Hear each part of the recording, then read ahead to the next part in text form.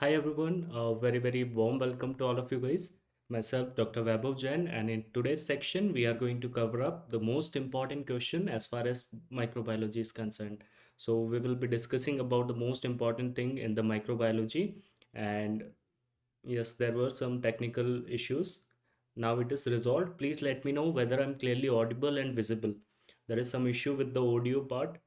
Is that okay? Let me know so that we can begin with the session.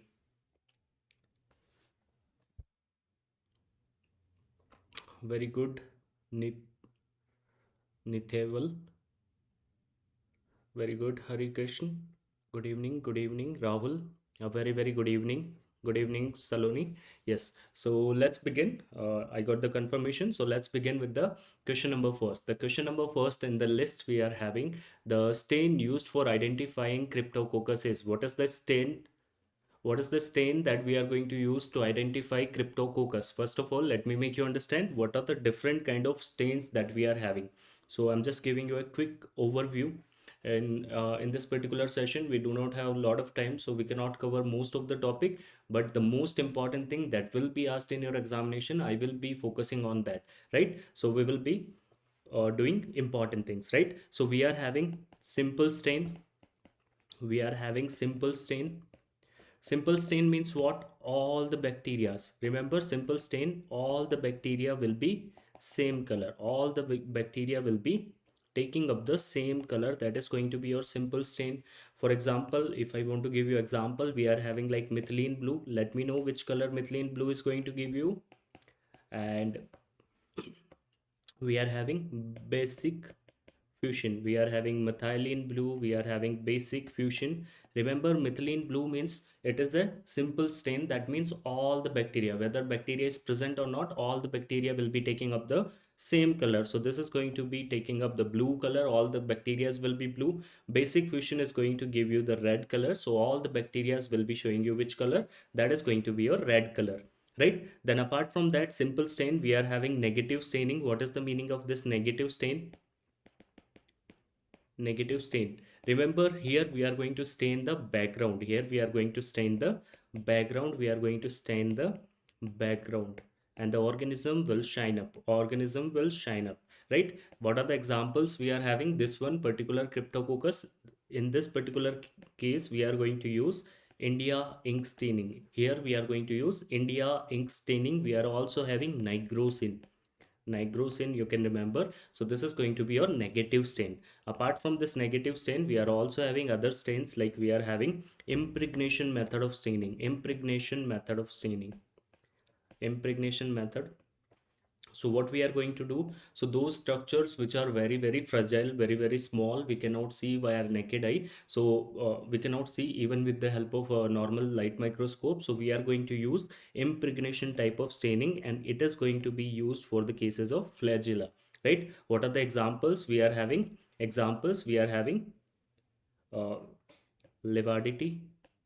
We are having fontana, levadity and fontana. So what we are going to do in this impregnation method of staining, we are going to put the silver on the bacteria or flagella, whatever we want to see, we are going to put the silver. So from now onwards till the end of your life, right, whenever you see silver stain, it will be giving you black color. It will be giving you which color? It will be giving you black color. So when we are going to put silver, it is going to give you black color, right? We are having levadity. Uh, we are having fontana. Levadity is going to be for the tissue, and fontana is going to be utilized for the liquid media. Levadity, you can remember, ti, it is going to be utilized for the tissue. And lastly, we are having differential method of staining. Differential, that you all know, always studying about differential methods. Like we are having gram staining, we are having albert staining, bipolar staining, zn staining. All these things are going to be your differential method of staining. Okay, I'm glad you guys are doing that. Okay, okay, that is going to be your differential method of staining. So we are having four things. What is going to be your answer over here?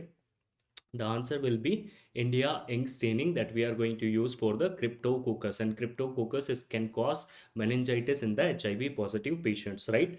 So these are the stains that we are having. Now you can easily identify the first one. Everything is looking blue. Everything is looking blue. All the bacteria are getting the same color. What kind of staining is this? So this is a simple stain. This is a simple stain. Second one, differential stain that we are using to differentiate between two bacteria.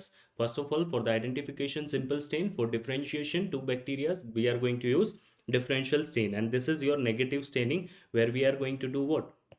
We are going to see the capsule. This is the capsule of Cryptococcus. Capsule of Cryptococcus. This is also a simple stain. We are putting the methylene blue. And acid fast staining. In acid fast staining, you will be using all those carbonyl fusion dye, and bacteria will be having mycolic acid. So it will be giving you this color of bacilli you can find in the cases of bacteria, right?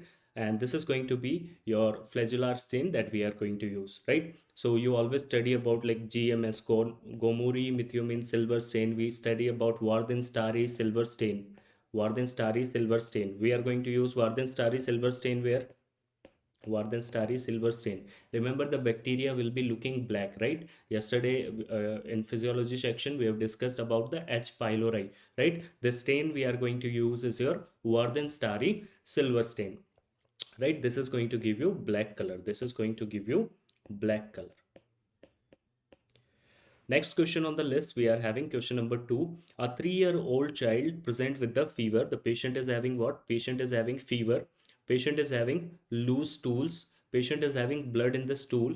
Okay, blood in the stool. Which enrichment medium is we are going to use? Which enrichment medium we are going to use to identify this organism in the stool sample? So first of all, try to make the diagnosis. What is your diagnosis over here? Yes. What is the diagnosis that you are going to make over here? Blood in the stool. If there is a patient who is having blood in the stool, that is going to be nothing but your dysentery. It is going to be your dysentery. It is going to be your dysentery, and dysentery is due to which bacteria? Dysentery is characteristic of which bacteria? Let me know. Till then, we are trying to exclude the option. What are the options we are having? Robertson cooked meat media. So this Robertson cooked meat media, remember RCM media we are going to use for the species of Clostridium. We are going to use it for the species of Clostridium. Clostridium, two important things you should be knowing. First one is your Clostridium perfringens. Second one is your Clostridium tetani. So when you are going to put Clostridium on a RCM media, it is going to be a tube. You are that would be having meat pieces. So it is going to be a broth. Broth means it is going to be a liquid. Broth matlab soup hota hai, right? So we will be putting that Clostridium species. So you can remember, if it is pink, if it is giving pink color, if it is a saccharolytic species, saccharolytic means it will be breaking the sugars, then it is going to be Clostridium perfringens. And if you are getting the black color, then it will be a proteolytic species, and proteolytic species will be what? Proteolytic species will be Clostridium tetani. So this is how you can differentiate in the Robertson cooked meat media. Apart from that, we are having alkaline peptone water. That is what we are going to use for the Vibrio cholera. Vibrio cholera, we are going to use alkaline peptone water. And what kind of stool you will be finding in the Vibrio cholera?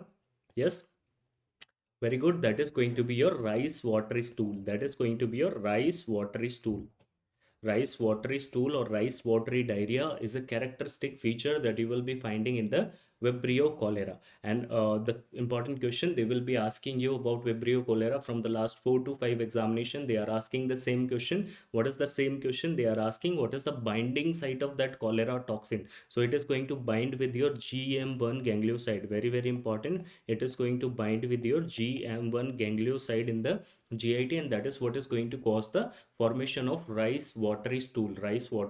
And because of that you will be having diarrhea, right? And it can even lead to pandemics, right? In the past we are having a lot of pandemics because of this cholera also, right? Next one in the list, we are having selenite F broth. And selenite F broth, remember, it is going to be utilized for the cases of Shigella, and another sister, that is going to be your Salmonella. So you can remember Shigella or Salmonella, dono behne, they will be having all the things same. What is going to be different? I am going to tell you about that, right? Lastly, we are having Loeffler serum slope. What is the another name of this Loeffler bacteria? What is the Loeffler bacteria that you know? Clab Loeffler. What is the another name of this? Clap Loeffler's bacilli, Clap Loeffler's bacilli. Sometimes they will ask you question and they will be writing you things like Clap Loeffler's bacilli. So what is this Clap Loeffler's bacilli? It is the another name for which bacteria? Yes, try to answer, guys. Yes, Mohammed, Sandesh, Saloni.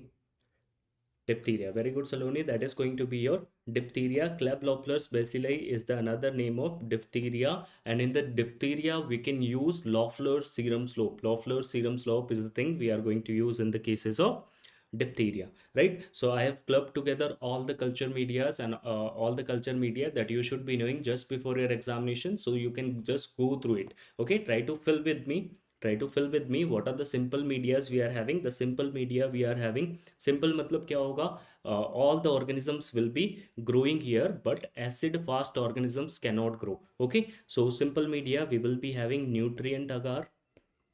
Nutrient agar is a solid media. We are having nutrient broth.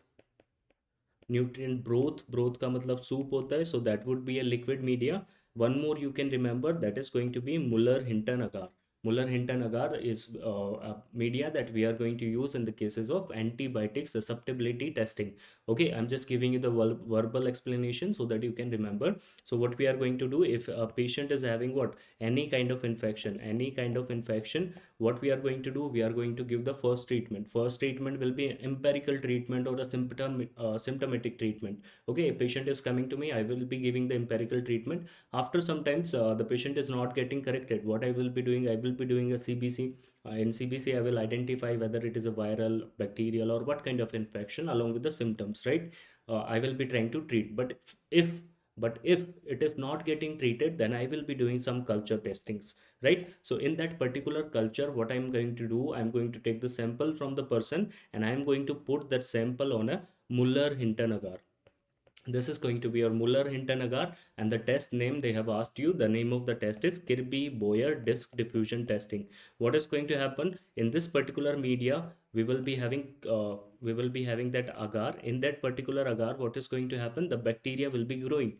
The bacteria will be growing, and then we are going to put the antibiotics on it. We are going to put certain antibiotics on it. And now what is going to happen, if antibiotic is susceptible, that means what is going to happen, suppose this is your culture plate, and this is your Muller-Hinton agar, right? And in that culture plate we are going to put certain antibiotics. Now what is going to happen, if this antibiotics is resistant, what is going to happen, bacteria is not going to die over here, right? But if the antibiotic is susceptible, what is going to happen, you will be having this type of zone of inhibition. That means this antibiotic is going to kill bacteria around it. That means it is going to be a susceptible antibiotic, and we will be getting a list after like 3 days or 5 days, and you will be getting that list and you will be able to treat your patient from this particular antibiotic. Maybe this patient is having resistant. Okay, so this is what we are going to use for the Muller-Hinton agar. Two things you have to remember: one, the name of the agar is Muller-Hinton agar, and the name of the test is Kirby-Boyer disk diffusion testing. The name of this particular test is Kirby-Boyer disk diffusion testing. We are going to do for the culture, right? So these are going to be culture medias. Remember, acid fast cannot grow here. Acid fast organisms cannot grow here. So then we have developed what, we have developed certain complex medias. In complex medias we are putting certain special things, like we are having blood agar. In blood agar you are going to put 5% sheep blood, or you can also use the blood which is expired, right? You can also use that. Apart from that, we are having chocolate agar. So in the question, if they have written specifically chocolate agar, I'm just giving you the keywords you have to remember. Chocolate agar, Haemophilus. Chocolate agar is going to be Haemophilus influenza. You have to think in the terms of Haemophilus influenza whenever we are going to discuss about the chocolate agar. Loeffler serum slope, just now we have discussed, we are going to use for the cases of diphtheria. Loeffler serum slope for the diphtheria. Paplo मतलब छोटा सा, छोटा छोटा क्या होता है, छोटा will be your mycoplasma. Mycoplasma is a bacteria without cell wall, right? So that is going to be mycoplasma. And Bordet gangu we are going to use for the pertussis. Bordet gangu, Regan Loewy media, they are the media we are going to use for the cases of pertussis, right? So blood agar, 5% sheep, chocolate agar, Haemophilus influenza, LSS, diphtheria, Paplo, mycoplasma, Bordet gangu, and that is going to be Bordetella pertussis. This is how you can remember. Okay. Next we are having is enrichment media. Remember, this is going to be solid media. This is going to be solid media. You can remember D is here. Here also we are having D. Enrichment media मतलब क्या होगा? They will be liquid media बच्चे. They will be liquid type of media, right? So first one we are having is selenite F broth. We are going to use for the Shigella. This was the previous question. Shigella and Salmonella.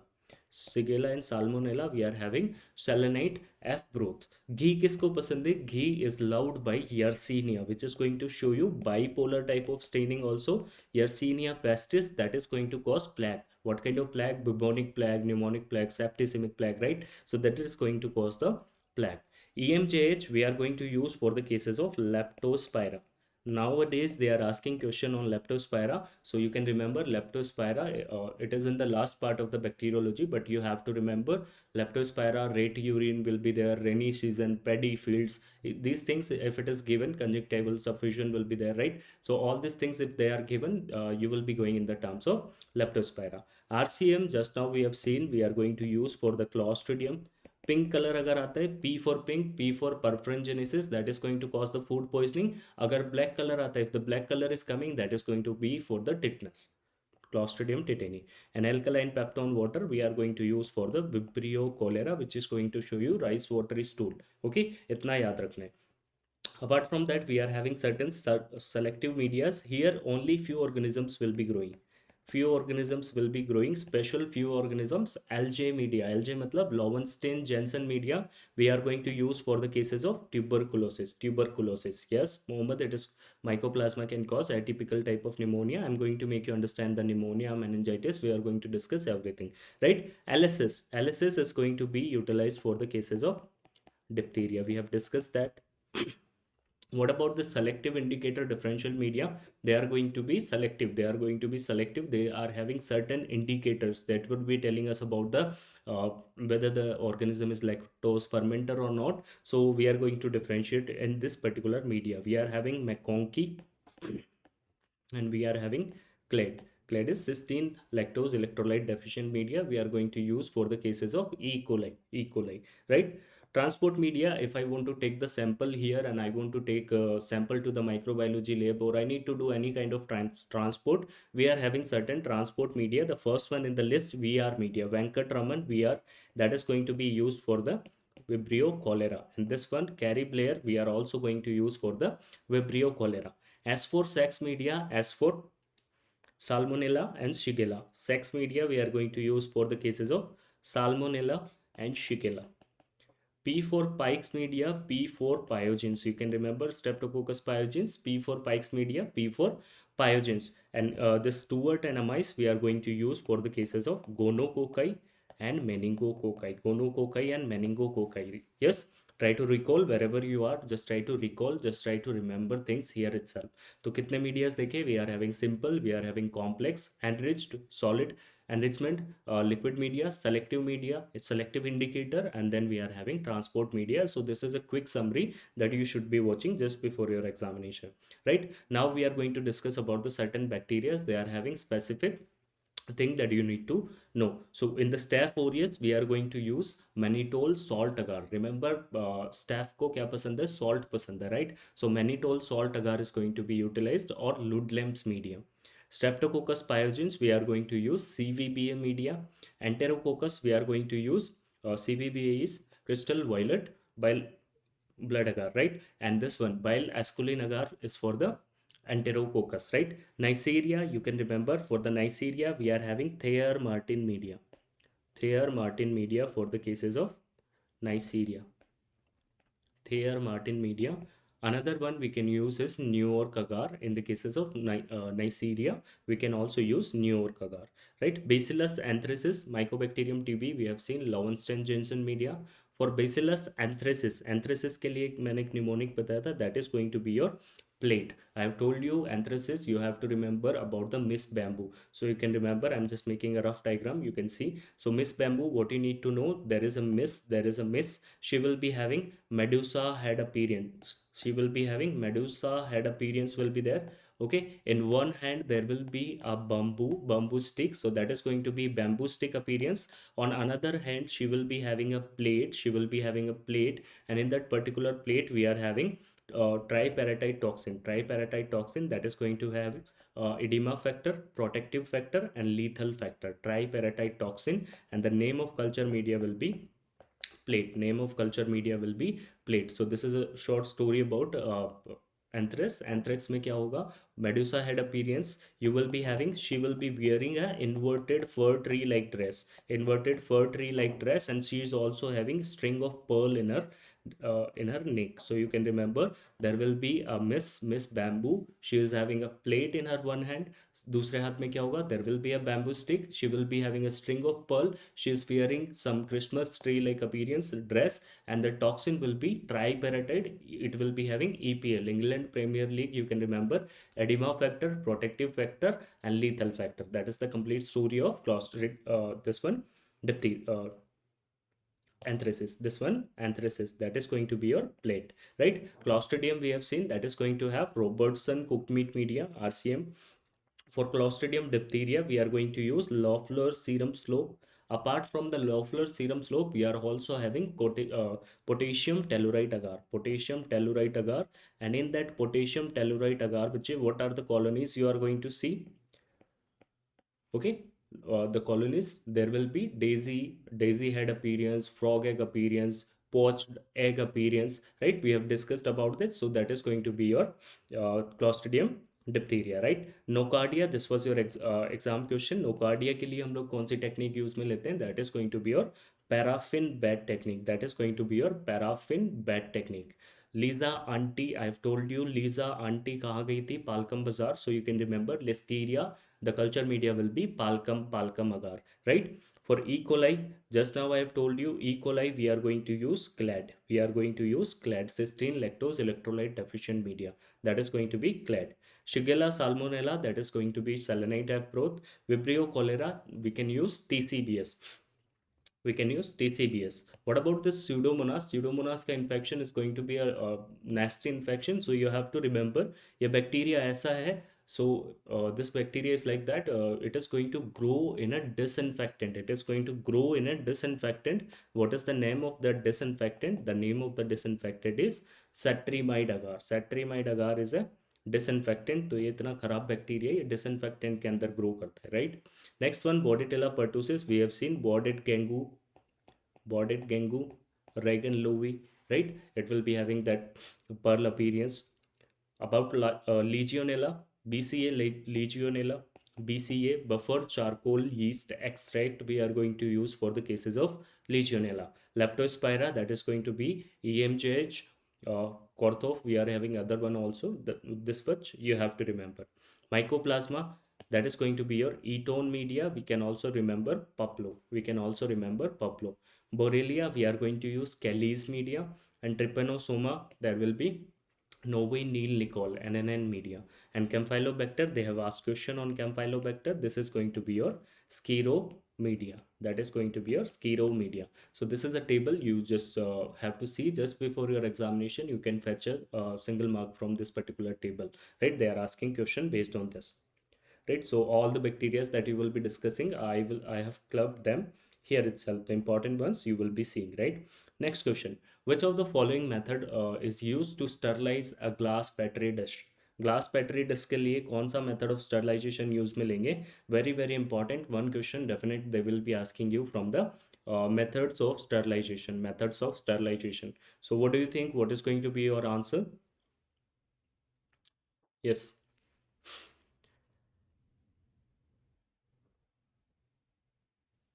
what do you think, what is going to be your answer? How many says A, B, C, or D? So we are going to use hot air oven or autoclaving. What is that autoclaving? What is that hot air oven? Let me make you understand. You are answering D. No, answer will be uh, I'll just make you understand, then we can come back to the answer. I'm just going to make a simple table for you so that you can remember most of the things here itself, right? So we are having two types of method of sterilization, be it your physical method, be it your chemical method. We are having two methods of sterilization, physical or chemical. Physical may what we are going to do, we can use heat, we can use heat. So two types of heat we are going to use. One is your dry heat, second one is your moist heat, that is going to be your steam, right? So in dry heat we are going to use hot air oven and incineration. This is what you need to remember. So what are the different things you should be knowing about them? I'm going to make a simple table for you. So for the dry heat we are going to use syringe, for the syringe, for the swabs, all the glasswares, all the glasswares, remember, syringe, swab, all the glasswares, they are going to go under hot air oven, they are going to go under hot air oven. What other things you have to remember? The control, that is going to be bacillus subtilis, bacillus subtilis. Remember, for control we are going to put the spores. Why we are putting the spores, bache? Because spores are a foam which are going to be non-destructible, non-destructible very easily, right? They require a lot of temperature, they require, they are very rigid thing, right? Why they are rigid? What is the thing that is present in them? So remember, spores will be having dipicolinic acid. Spores will be having an acid that is going to make it resistant, that is going to be dipicolinic acid, dipicolinic acid. And when these spores will come into contact with the blood or come into contact with the favorable situation, what will happen? They will again get reactivated. Okay, so these are the spores, bacillus subtilis के spores. हम लोग क्या करेंगे? We are going to put it in the hot air oven. We are going to put our glassware, syringe or swabs, and then we are going to see whether the spores are killed. If the spores are killed, मतलब क्या हुआ? Sterilization हो गया. If spores are alive, that means sterilization nahi hua. That is why we are using the spores. You understand? Right. What is the temperature that we are going to use? We are going to use 160 degrees Celsius for 2 hours. We are going to use 160 degrees Celsius for 2 hours. So what our question was asking us about? The question was about the glass petri dish. So what is the temperature that we are going to use? 160 degrees Celsius for 20 minutes. So the answer will be B. That is going to be your hot air oven. Hot air oven. What is this incinerator? So incinerator we are going to use for the hospital. Hospital के अंदर you must have seen there is a big machine, there is a big machine, और उसका temperature कितना होता है? The temperature will be 1200 degree Celsius. बहुत गर्म होता है. That would be 1200 degree Celsius. And what are the things we are going to put it over here? We are going to put all the hospital waste materials like beddings, all the anatomical waste, it will be going inside that incinerator. It will be going inside that incinerator, or the amputated organs सारी चीजें कहाँ जाएगी? Incinerator के अंदर जाएगी. So they are going to be the two important dry heat method. What about this moist heat? We are going to have this pasteurization. Pasteurization we are having two method. One is your flash method, another one is your holders method. So we are going to have holders method. Pasteurization was given by, try to answer, pasteurization was given by. So we are having this holders method. The temperature we are going to use is 63 degrees Celsius for 30 minutes. 63 degrees Celsius for 30 minutes. That is going to be the holders method. What we will do in the flash method? What we will do in the flash method? We are going to put it on the 72 degrees Celsius, and then we are going to decrease the temperature to 13 degrees Celsius. This is going to be done for 20 seconds. For 20 seconds. So these are the two methods of pasteurization we are having. Every milk that you are getting, so the milk that you are buying from outside, that is going to be your pasteurized milk. Okay. What about this inspissation? You have to remember inspissation. Two things, two questions they can ask you. One, first one, it is going to be responsible for two medias, LJ media, LSS media. They are going to be sterilized with the help of inspissation. दो media के लिए हम लोग क्या करेंगे? इंस्पिशेशन करेंगे. First one LJ media, second one LSS. LJ for TB, LSS for diphtheria, right? Then second one we are having, these are your below 100 degrees Celsius. Now we are having at 100 degrees Celsius. At 100 degrees Celsius we are having what? We are having boiling. We can do boiling, but boiling is not going to kill your spores, right? So in boiling, spores are not killed, spores not killed. right? To kill the spore, we can do tyndallization. Tyndallization, you can remember, we are going to do it for 3 दिन तक चलेगा tyndallization. So we are going to do it for the consecutive 3 days for 20 minutes. 20 minutes into 3 days, we are going to do boiling. That is going to be at 100 degrees Celsius. That is going to be your tyndallization. Next one in the list, we are having autoclaving. The temperature for autoclaving is important. That is going to be 121 degrees Celsius. 15 psi is going to be the pressure, and we are going to do it for 15 minutes. We are going to do it for 15 minutes. 15 minutes, right? Autoclaving किसके लिए करेंगे? All the instruments that you are having, we are going to do what? Autoclaving. All the instruments that you are having, we are going to do autoclaving. All the culture medias that I've taught you, all the culture medias, we are going to do autoclaving. All the sutures that you study in surgery, all the sutures are going to undergo autoclaving. The 2-3 question they can ask you from this particular part is what? Let me make you understand. So what are the two medias we cannot do autoclaving? That is going to be your LG media, and that is going to be your LJ media, and second one is going to be your LSS. इन दोनों के लिए हम लोग क्या कर रहे थे? This question you cannot make wrong.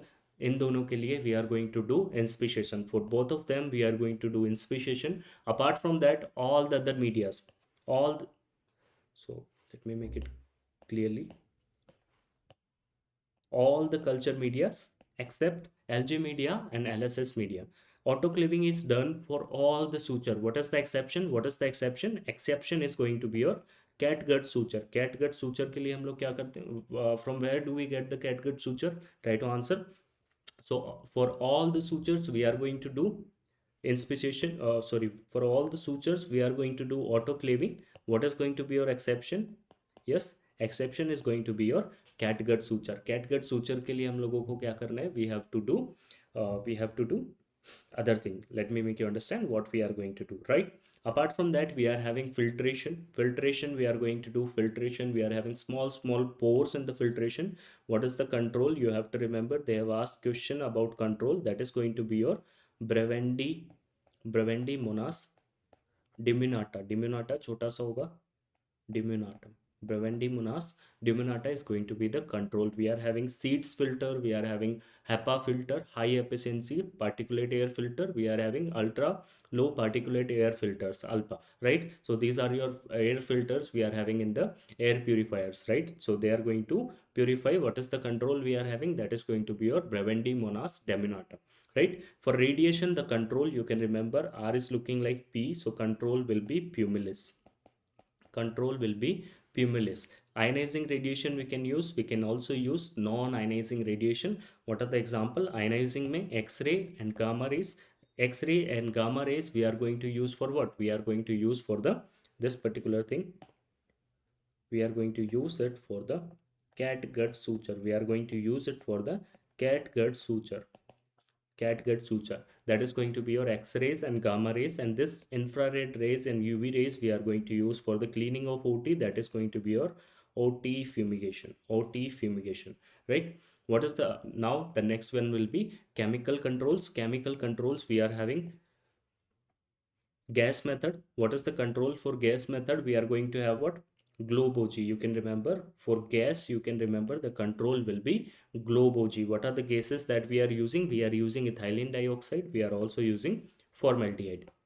Lastly, we are having liquids for sterilization. We are having alcohol. Alcohol में क्या याद रखना है? The question they are asking on the side X. What is side X? Anyone try to answer?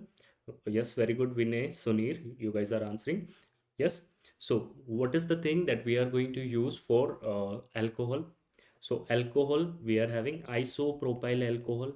You can also call it spirit. Spirit पता है? Spirit is going to be your isopropyl alcohol. The question they have asked you, isopropyl alcohol कहाँ use में रखेंगे? किस चीज़ को sterilize करने के लिए? So that is going to be your stethoscope. That is going to be your stethoscope, the jewel of a doctor, right? So that is going to be a stethoscope. Apart from that, we are having thermometer. Thermometer को भी कैसे sterilize करना है? With the help of spirit. Apart from that, thermometer, right? We are also cleaning before entering the body. We are having staph epidermidis, so we need to do the cleaning कैसे करना है? Always remember, we are going to start it from the middle, then we are going to go the we are going to clear like in this circular fashion, right? We should not do it like that. Okay, we should start from the middle part and then we should be cleaning all the way around. अगर ऐसे ऐसे करोगे, what will happen? The infection will stay over there, right? So you have to understand how before cannulation we are doing what? We are using the spirit. So ऐसे ऐसे नहीं करना. We have to start from the middle part and then we have to clean towards the periphery, right? Lastly, we are having aldehyde. We are having 2% glutaraldehyde. Previous year exam question, 2% glutaraldehyde. We are having aldehyde, so we are using 2% glutaraldehyde. What is the another name of this glutaraldehyde? This is coming in the brand name with the brand name of Sidex. Sidex, we are going to use the Sidex to clean all other scopes, laryngoscope, otoscope, all other scopes are going to get cleared with the help of this aldehyde, 2% aldehyde, right? Next one we are having is your phenol. We are going to use phenols like Dettol, we are having Lysol, we are having Lysol. Okay, and lastly we are having halogenated compounds like tincture of iodine, we are having tincture of iodine, we are having povidone iodine, we are having betadine, we are having betadine.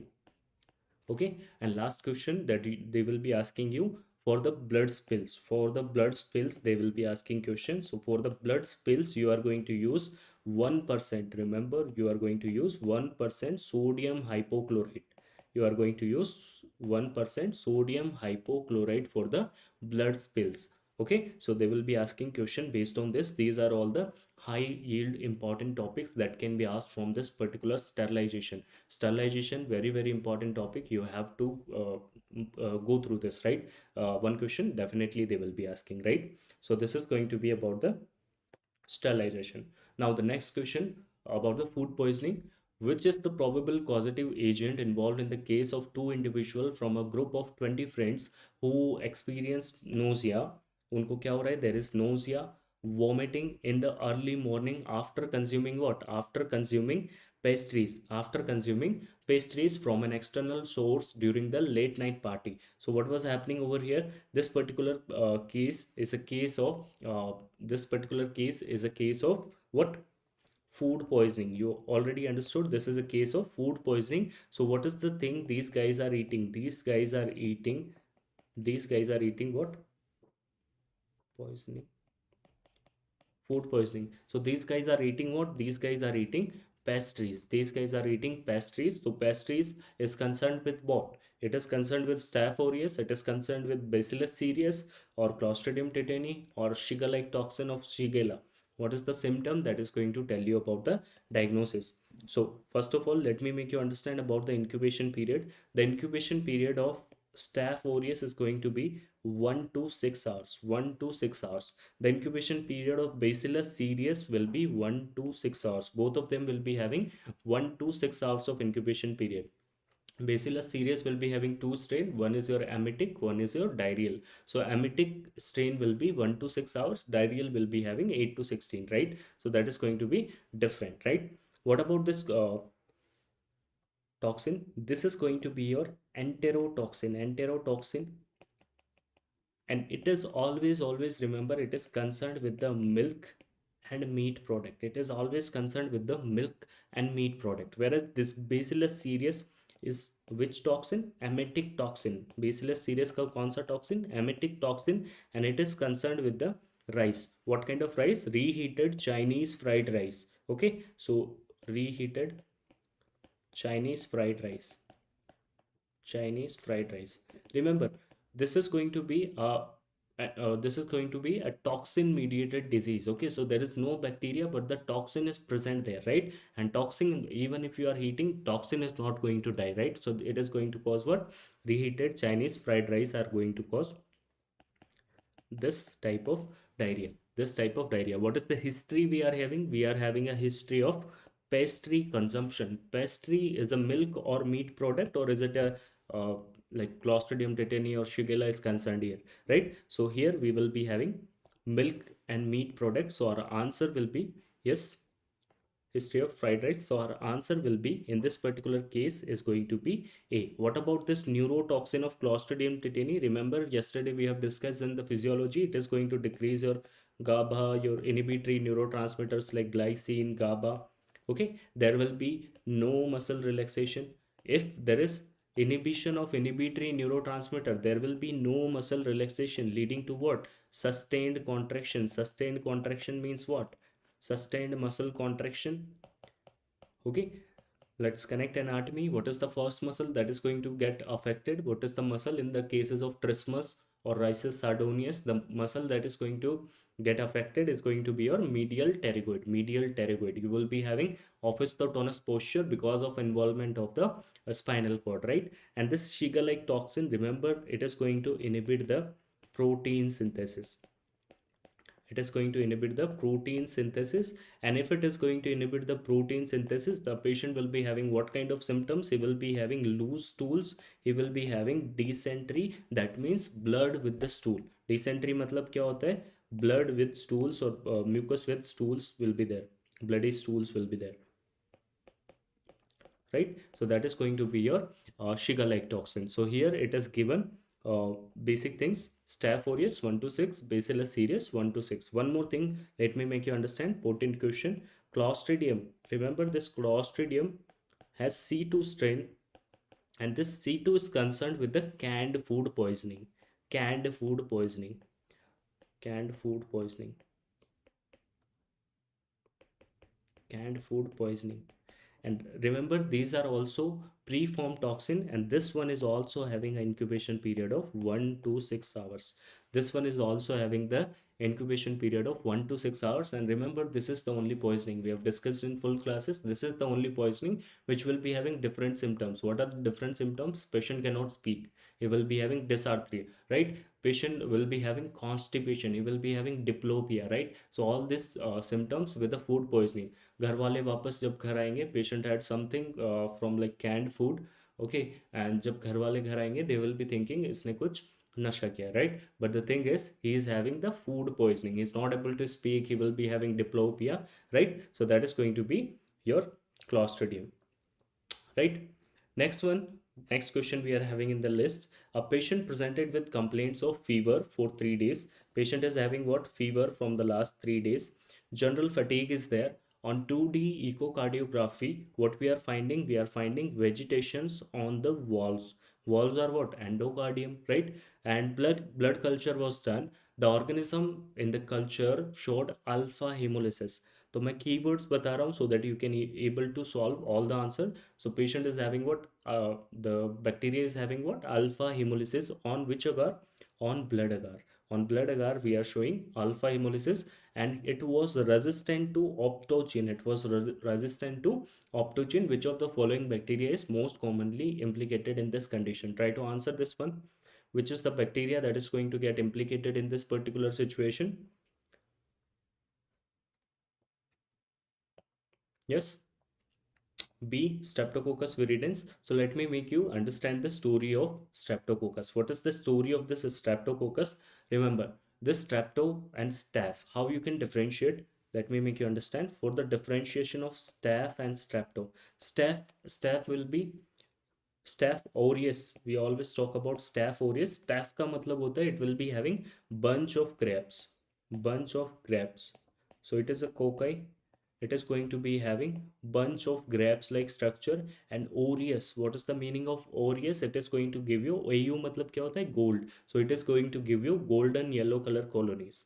Golden yellow color colonies, right? So if you are finding this bunch of grape like or golden yellow color colonies, that is going to be your Staph aureus.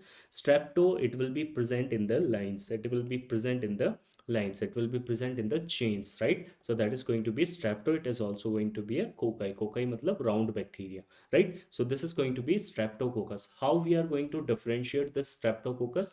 On the basis of hemolysis, on the basis of hemolysis. Hemolysis, right? So it is going to do hemolysis. It can do alpha hemolysis, beta hemolysis, and gamma hemolysis. Alpha hemolysis, can you appreciate? Let's understand with the beta. Can you see here we are having complete hemolysis? Yes, beta is going to be complete hemolysis. Alpha is going to be your partial hemolysis. partial hemolysis, whereas this gamma, can you appreciate, there is no hemolysis. So on the basis of hemolysis, when we are growing this bacteria in a blood agar, we are finding if it is showing complete hemolysis, it is beta type. If it is showing alpha hemolysis, partial hemolysis, it is going to be your alpha type. If it is showing no hemolysis, that is going to be your gamma hemolytic bacteria, right? So what are the bacteria coming in the alpha, beta and gamma? Let's understand, right? So in alpha, we are having Streptococcus pneumonia, very, very important. Then we are having Streptococcus viridans, and then we are having mutants. तो अब इन दोनों को कैसे differentiate करेंगे? For the differentiation, we are having this optochin. Remember, this optochin is what? It is going to be an antibiotic. It is going to be antibiotic. And when we are putting the antibiotic in the Muller-Hinton agar, what is going to happen? If this antibiotic is going to be susceptible, that is going to be, it is going to be optochin sensitive. That means this bacteria is going to die because of this. Then it is going to be Streptococcus pneumonia. If it is resistant, that is going to be your Streptococcus viridans, or it is going to be your Streptococcus mutant. Till now you understand how we are going to understand, right? So in this question they have given the bacteria shows alpha hemolysis on blood agar, matlab it will be showing you alpha hemolysis, matlab it is a alpha hemolytic bacteria. It can be Streptococcus pneumonia, it can be viridans, it can be mutants, right? This much you have understood, right? Second thing we are going to they have given the hint, that is this bacteria is resistant to optochin. This bacteria is resistant to optochin. So which one is resistant to optochin? This can be Streptococcus viridans, it can be Streptococcus mutant. This is how you are going to understand, right? So let me make you understand about the basic things that you should be knowing.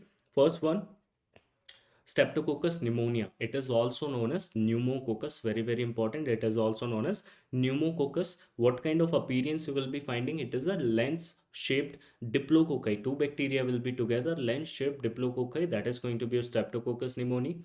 What is the on chocolate agar? It will be showing a specific appearance that is known as Draughtman-like colonies. It is going to show you Draughtman colonies or carom coin appearance. Can you appreciate this carom coin appearance? This is going to be your carom coin appearance, Draughtman colonies or carom coin appearance, right? This is what is seen with the cases of pneumococcus or Streptococcus pneumonia, and this is going to show one reaction, that is going to be your Q-lung reaction. Remember, all the bacteria, all the capsulated bacteria will be having capsules made up of polysaccharide. What is the bacteria which is having capsule made up of polypeptide? That is going to be Bacillus anthracis. All the bacteria will this particular two bacteria you have to remember. One is your pneumococcus, second one is your Bacillus anthracis.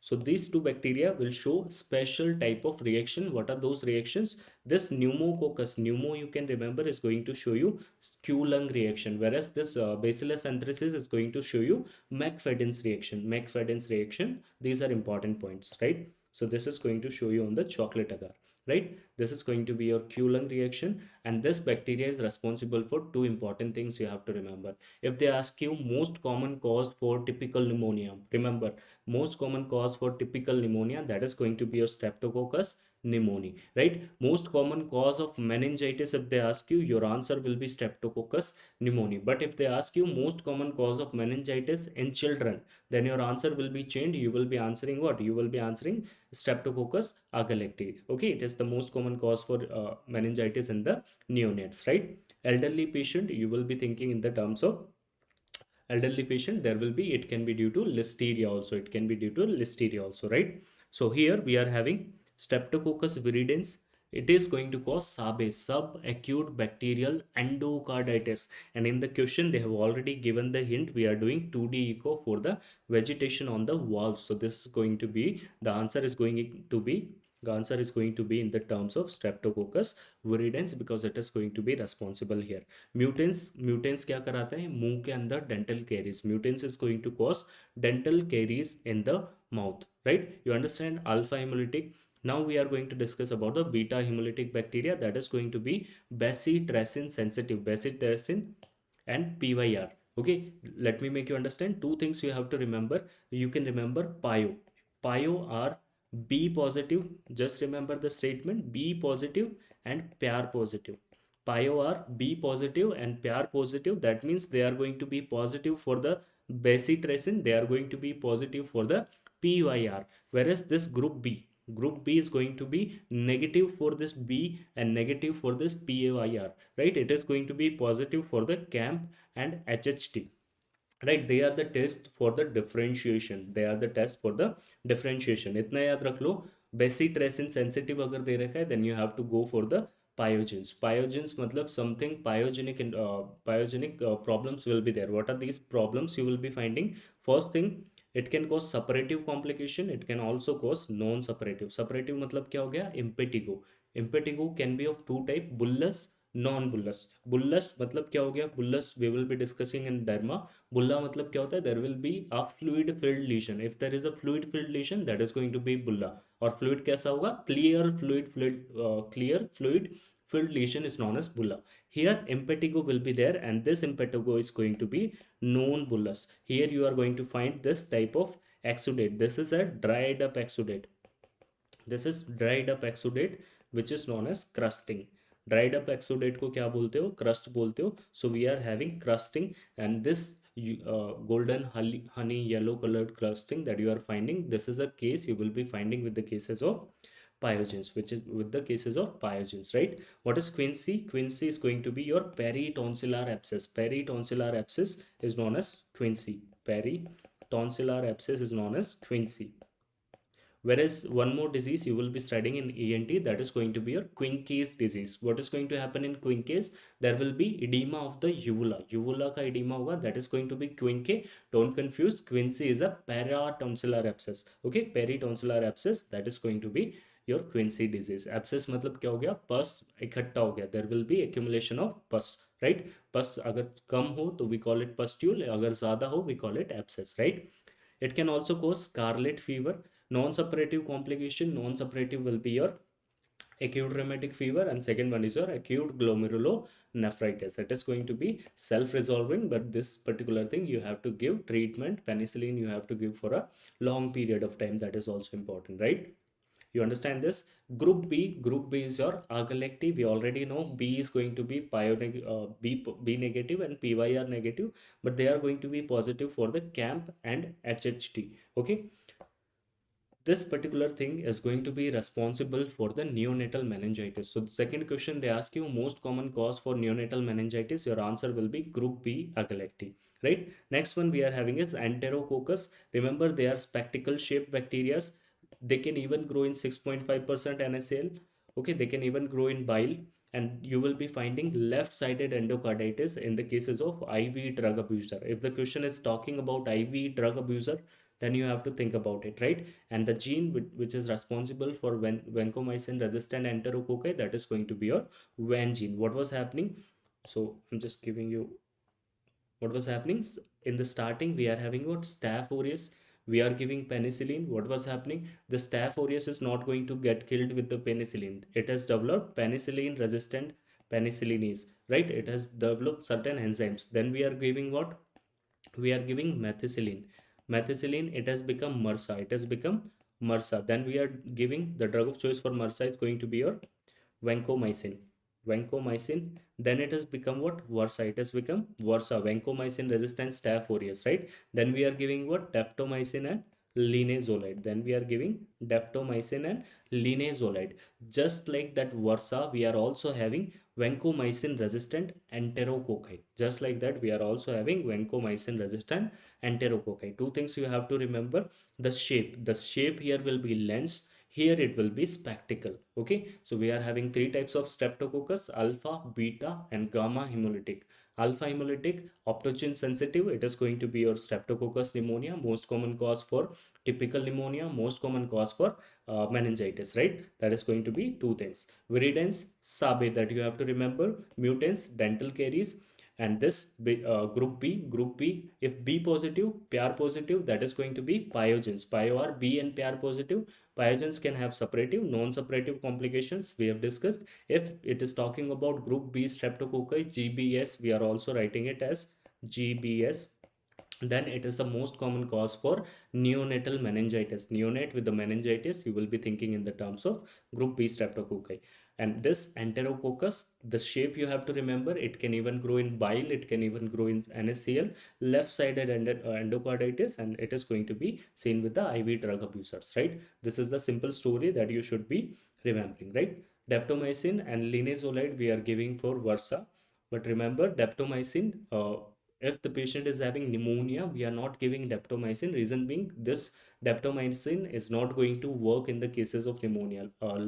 Your lungs will be having certain enzymes, and this drug is not going to work. For the pneumonia purpose, we are specifically going for the linezolide. Okay, linezolide can work over there, right? The next question we are having, try to read the question. A 23-year patient presented with the high grade fever. Now the patient is having what?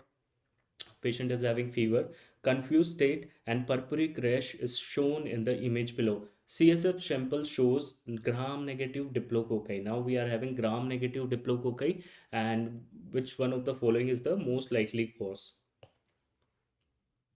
Yes.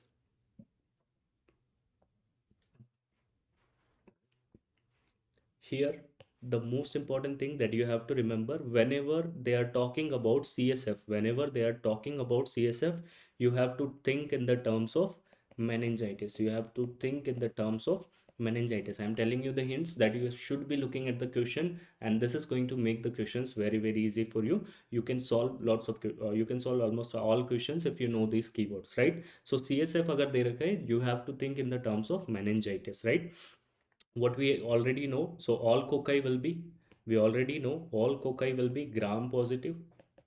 Okay, what are the exception? What are the exceptions? Four exception I've told you: gonococci, meningococci, Veillonella, and moraxella. This is what we have studied. All cocci will be gram positive. Cocci matlab round shaped bacteria. So all cocci will be gram positive. Exception will be gono, meningo, Veillonella, and moraxella. Men go more well. This is how you can remember.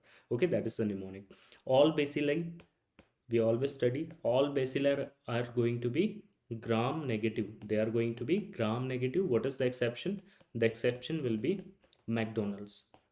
McDonald's, right? This is what we have discussed, right? So what they want to know, if in the question they have already given what? Gram negative diplococci. Gram negative is a bacteria which is going to give you which color? Remember, gram negative is always going to give you pink color. Gram positive is going to give you violet. It is going to give you violet color. Violet color, purple or violet color, right? So here they are talking about gram negative bacteria. So first of all, you need to remember, what is this?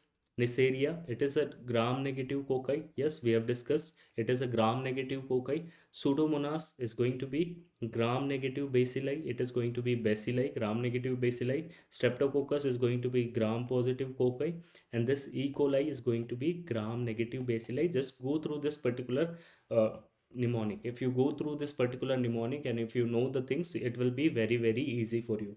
It will be very, very easy for you. Let me make you understand. If you don't remember this, then also you can solve the question. So let's try to understand how. So we are having two important thing in the gram negative cocci. Only two important that you have to remember. One is your meningitis. Second one is your gonococci. Second one is your gonococci. So what are the important things you should be knowing? Remember, this meningitis is going to be a diplococci. This is also going to be a diplococci, right? Apart from that, culture media we have discussed, that is going to be your Thayer-Martin media. Now you already know what is gamma hemolysis. That means they are not going to show the hemolysis.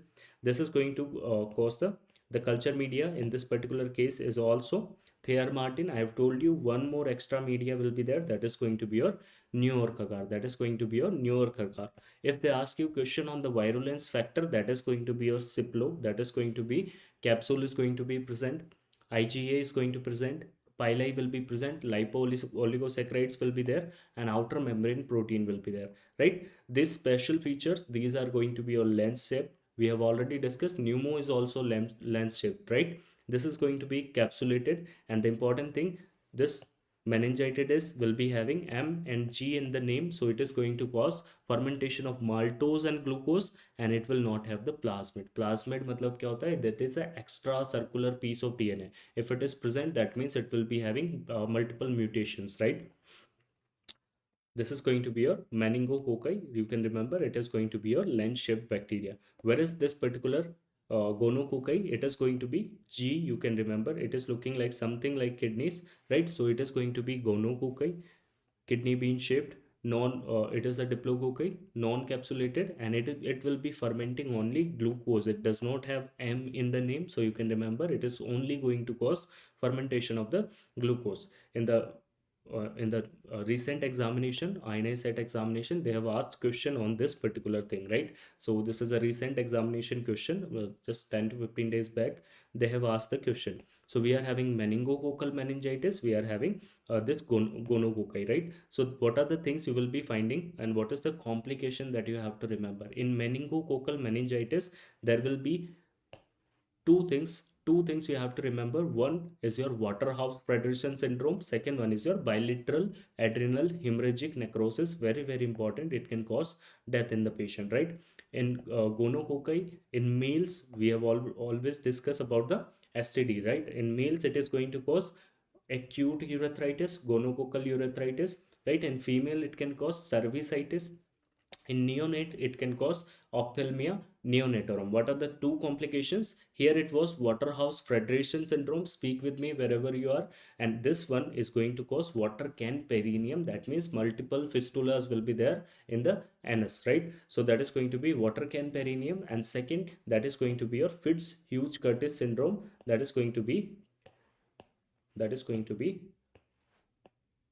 adhesions near the liver. Okay, you will be having this particular thing. Okay, about the treatment for the meningitis, we are going to give ciprofloxacin. This is also a question they will be asking, carrier ciprofloxacin or ceftriaxone. For the cases we are giving penicillin and ceftriaxone also, right? Those cases which will be coming, we are giving that, right? Diagnosis, we will be meeting with the swabs, and treatment will be kit number 1, that is going to be your ceftriaxone plus azithromycin. Ceftriaxone plus azithromycin. So this is going to be the story. What other things you should be knowing about this?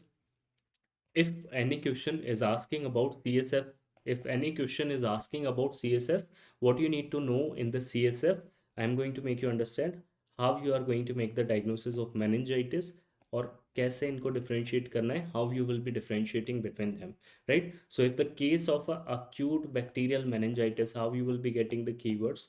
If the case is of acute bacterial meningitis, the patient is having meningitis, first of all it can be due to pneumococcus. The most common cause for meningitis is what? Pneumococcus or streptococcus pneumonia. Pneumococcus or streptococcus pneumonia. So they are going to be gram positive cocci, they are present in pairs, they are diplococci, right? This is what we have seen, Brotman appearance, carom coin appearance. Okay, you can recall, right? So this is what we have seen, gram positive cocci, they are going to be present in the pairs. So this is going to be the keyword you will be finding in the question. Apart from that, they can also write lens shaped bacteria, right? So this is going to be alpha hemolytic, optochin sensitive. These are the terms they will be giving if they want to ask you question about pneumococcus. Second question they will be asking you about the meningococci. Meningococci. Remember, meningococci is a gram negative cocci. It is going to be gram negative cocci. It is also going to be present in the pairs. But the most important thing that you should be remembering, here the patient will be having rash on the body. Here in this particular scenario, the patient is having what? The patient is having rashes on the body, and this is very very characteristic of what? This is very very characteristic of meningococci. For the treatment, I have told you, we are going to give, in the empirical treatment we can give ciprofloxacin or ceftriaxone, and then definitive treatment, drug of choice will be penicillin. They will be asking question on this, right? Apart from this, what other thing can cause meningitis is going to be your hemophilus. The next question they can ask you about the hemophilus. Remember, hemophilus will be showing you pleomorphic satellitism. It is going to show you pleomorphic pleomorphic thing, and it is also going to show you satellitism. So it is not going to have a different particular shape. It is going to show you multiple shape. Like meningococci will be lens shaped, pneumococci will be lens shaped, right? They are all gram positive cocci, but here you will be having pleomorphic appearance. That means they will be having different appearance, right? Hemophilus. Apart from that, you will be getting chocolate agar, you will be getting the chocolate, right? Chocolate is what? Chocolate is nothing but the dried up blood is known as chocolate, right? This is going to be the acute bacterial meningitis. If they want to talk you about chronic bacterial meningitis, the most common question till now they are asking about the TB. They are asking about the tuberculosis. Tuberculosis, you will be getting acid fast staining somewhere, mycolic acid, acid fast staining, carbonyl fusion dye. That is what you will be getting, right? Acid fast staining. When you are going to do the CSF analysis, you will be getting a specific appearance that is going to be your cob web coagulum. Very important, they have asked this question 3 to 4 times. Cob web coagulum you will be having. And why this thing is happening? Because of increased proteins, because of increased proteins in CSF. Here you will be having increment in the proteins in the CSF. All this bacterial infection, what they are going to do, they are going to eat up the sugar, so you will be having low sugar. Okay, CSF analysis you should study in the medicine, right? So this is going to be the case of meningitis, right? This is how you are going to make the diagnosis. Is that okay? Are you guys able to understand this? If pneumococcus gram positive cocci pairs, it will be having lens shaped structure, carom coin appearance, optochin sensitive, optochin sensitive. This is how they are going to ask the question. If you know these keywords, if you know these keywords, it will be very easy. You will be just reading the long question, understanding the question, everything will be easy for you, right? Gram negative cocci, diplococci, patient is having what? Rash is already given, rash is already given. Now try to read the question. The question is having, patient is having high grade fever, patient has gram negative diplococci. CSF analysis, instead of CSF analysis, they can also give you signs of meningitis. What are the other signs of meningitis? Patient will be positive for Brudzinski, patient will be positive for Karnik, there will be Karnik positive, Brudzinski positive. What kind of vomiting you will be having? Projectile vomiting, high grade fever. Okay, all these are the symptoms you will be having, and if this type of symptoms are given in the question, uh, patient will be having headache will be there. All these symptoms are characteristic of meningitis, and this is how you are going to solve the question of meningitis. So your answer in this particular scenario, rash is given. Even if you don't understand by now, I hope you will be able to understand. अगर rash दे रखा है, meningitis का question है, you can be going for the answer that is going to be Neisseria meningitis, right? Streptococcus pneumonia अगर पूछना होता, they will be giving you certain other things, right? You understand? Next question. A patient has a complaint of fever with mild headache. Patient is having complaint of fever with mild headache associated with some difficulty in swallowing. Now the patient is having difficulty in swallowing. That means something is problematic in the oropharynx or here itself, right? A throat examination reveals swollen glands. There are swollen glands. A thick whitish membrane over the tonsil is noted. And when we are trying to scrape the lesion, when we are trying to do the scraping of the lesion, okay, it is going to do, it is going to go bleeding, right? When we are trying to scrap the lesion, it is going to do the bleeding. A sample is taken from the exudate and a gram stain is done, which is shown below. Which of the following disease is, or the organism is associated with the disease? So what is your answer here? Yes, neck rigidity. Yes, Rahul, we will be having neck rigidity as well. Yes, wonderful. Mohammed, your diagnosis is what? Your diagnosis is diphtheria, right? Why diphtheria? Sir, simple. We are seeing the Chinese letter appearance over here.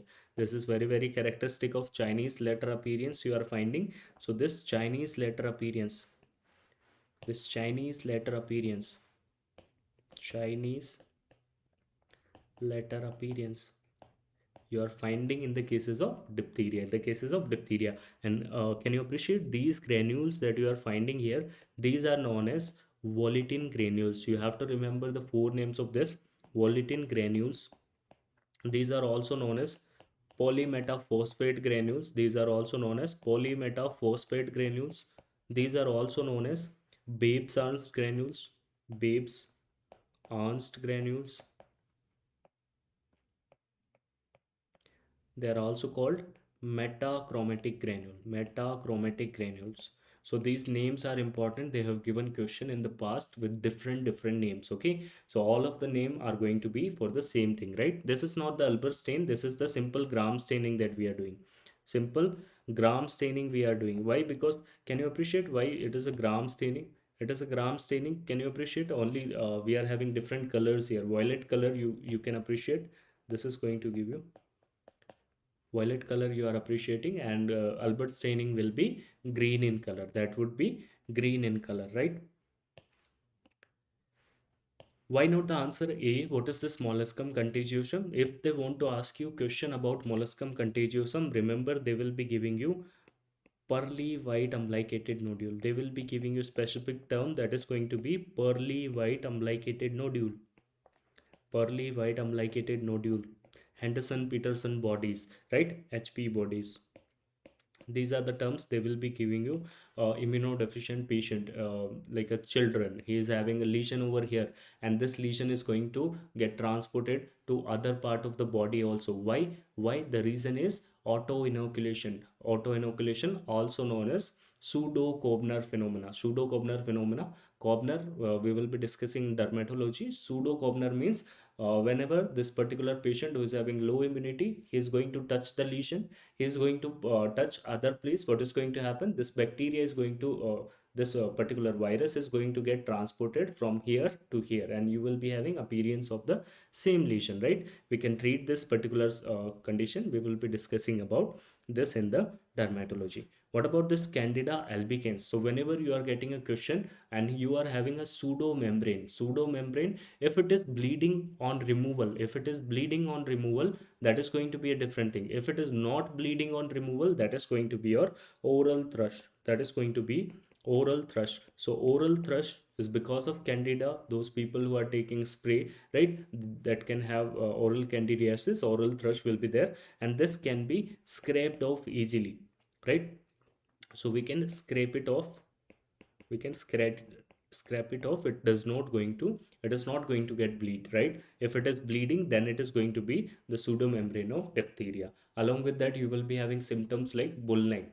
Other symptoms you will be having bull neck. Yes, pseudo hyphae is also there in the question. If they have written pseudo hyphae or this particular thing, then this is going to be your Candida albicans. Here the answer will be Corynebacterium diphtheria. Beta hemolytic streptococci. Now I hope you understand what is beta hemolytic. It is going to show complete hemolysis. Streptococci, that means they can ask about the two important things. They can ask about the pyogens. They can also ask you about the another one, that is going to be group B streptococci. So pyogens, I have told you two type of complication. One is suppurative, another one is non-suppurative. Suppurative, it can cause impetigo, it can also cause pharyngitis, but here there is no signs of pharyngitis. There will be no membrane on the pharyngitis, so it can be due to pyogens, and there are no signs of pyogens like that. So it is going to be this particular question is going to be in the favor of Corynebacterium diphtheria. You understand this?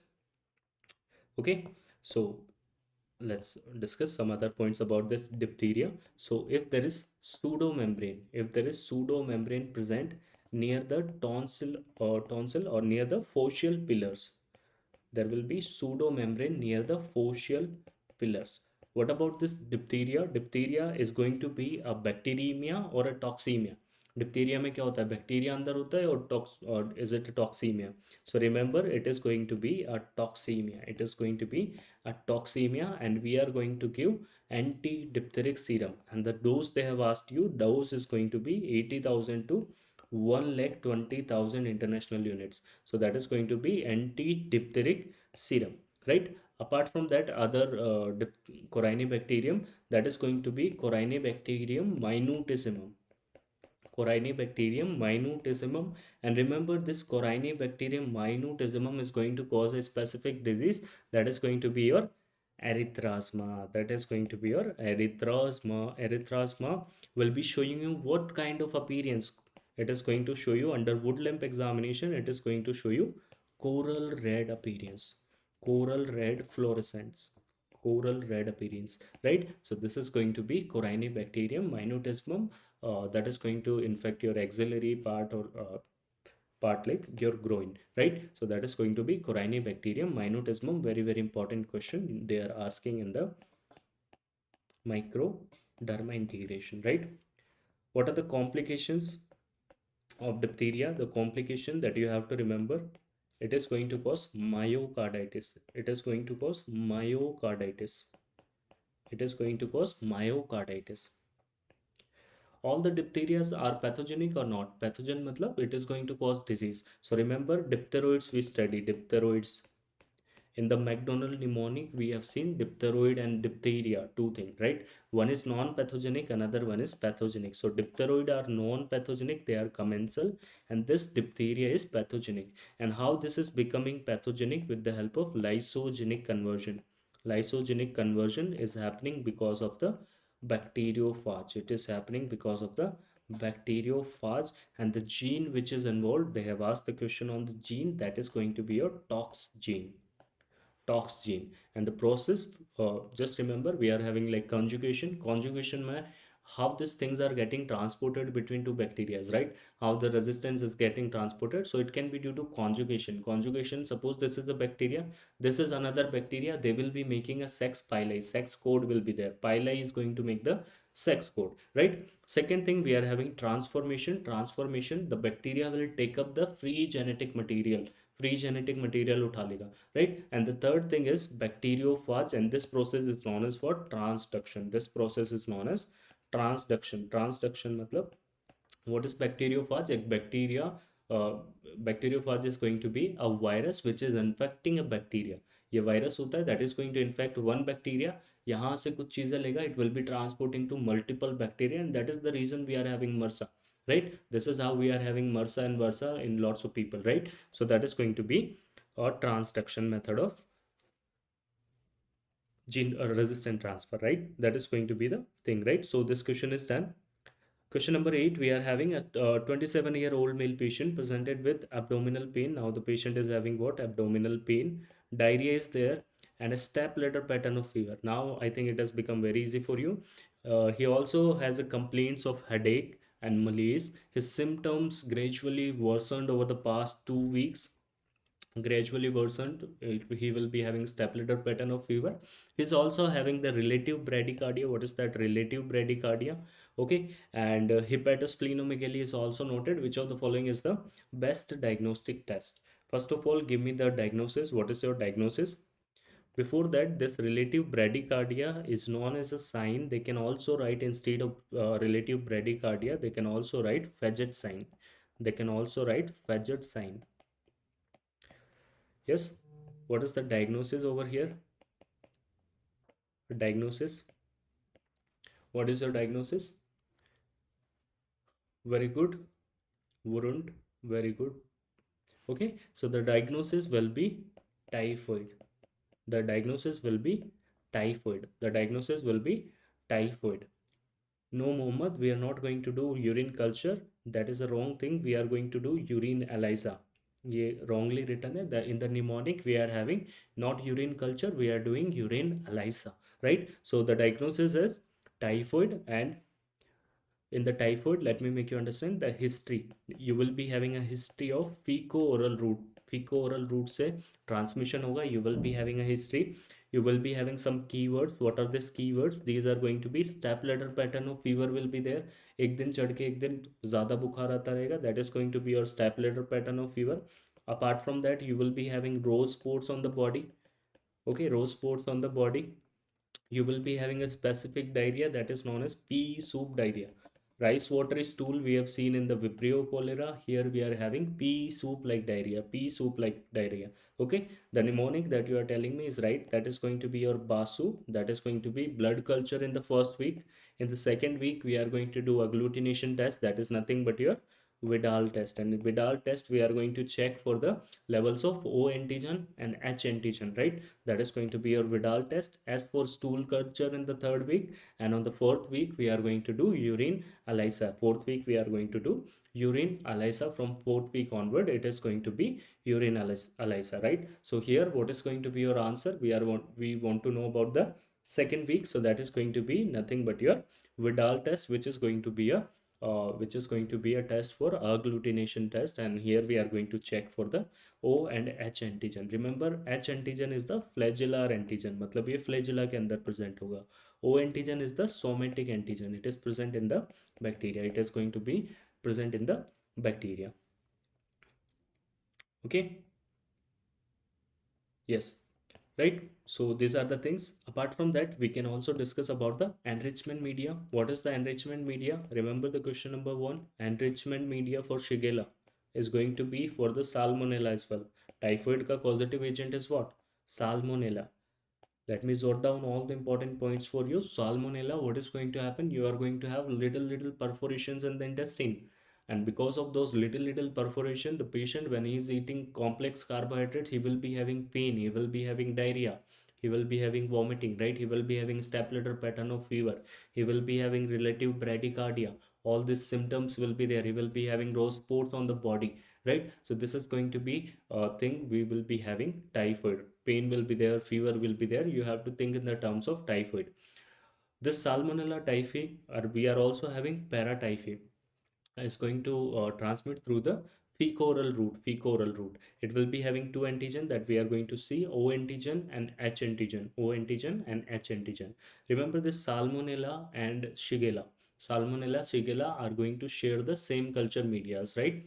तो ये हमको याद रखना है. Apart from that, the salmonella, normally this patient will be recovered in a year. So those people who are eating outside, my humble advice to all of you, till the time you are having examination, don't eat at certain places which are non-hygienic, because you can have typhoid. And you can remember, typhoid will take up your 1 month. Definitely it will take up your 1 month. So try to eat at some hygienic places. Okay. Apart from that, let's discuss about the enrichment media. What are the enrichment media? As for Shigella, as for Salmonella, it is going to be selenite F broth. It is going to be selenite F broth. If I want to talk about the selective media, we are having certain selective medias. Selective media. So selective media for Salmonella is Wilson and Blair. It is going to be Wilson and Blair. So you can remember, देखो Shigella and Salmonella are always together, even in the transport part, even in the transport media also. Transport media is what here? Transport. As for Shigella, as for Salmonella, it is going to be sex media, right? So ये जो Shigella और Salmonella हमेशा साथ में थी, both of them are sisters. What the Salmonella has done? Salmonella ने धोखा किया. What Salmonella has done? ये Wilson और Blair के साथ में भाग गई. You can remember like that. She ran away with the Wilson और Shigella को नहीं लेके गई, right? So now because of this, this particular thing has done a jet black color of thing. इसने एक काला काम किया, you can remember like that. So you will be having a jet black color colony here. You will be having jet black color colonies on the Wilson. On the Wilson, you will be having jet black color colonies. We guys are already immune to a lot of things. Those people who are eating outside, they are immune to a lot of things. But still, try to manage, like try to eat till the time you are having examination. Try to take care precautions from the mosquitoes, because they are very common right now. We are having dengue. Apart from that, second thing that you have to take care is about your eating, right? That is going to be the typhoid, and other disease can happen, right? Most common is going to be your typhoid.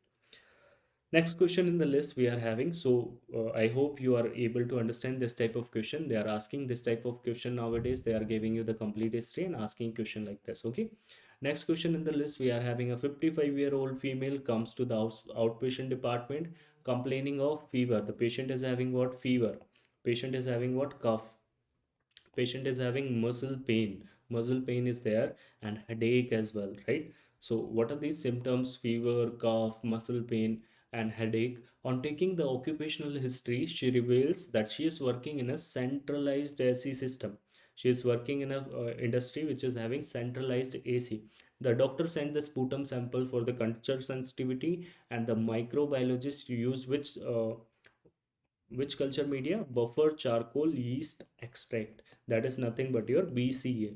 So if you remember BCA, they're not going to ask you simple direct question, but they are giving you this type of history.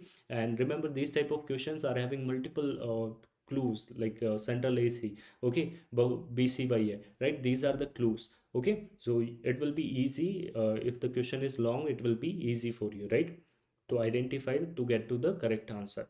Okay, the culture media we are doing is your BCA, and if you know the culture media BCA is for what, then it is going to be simple.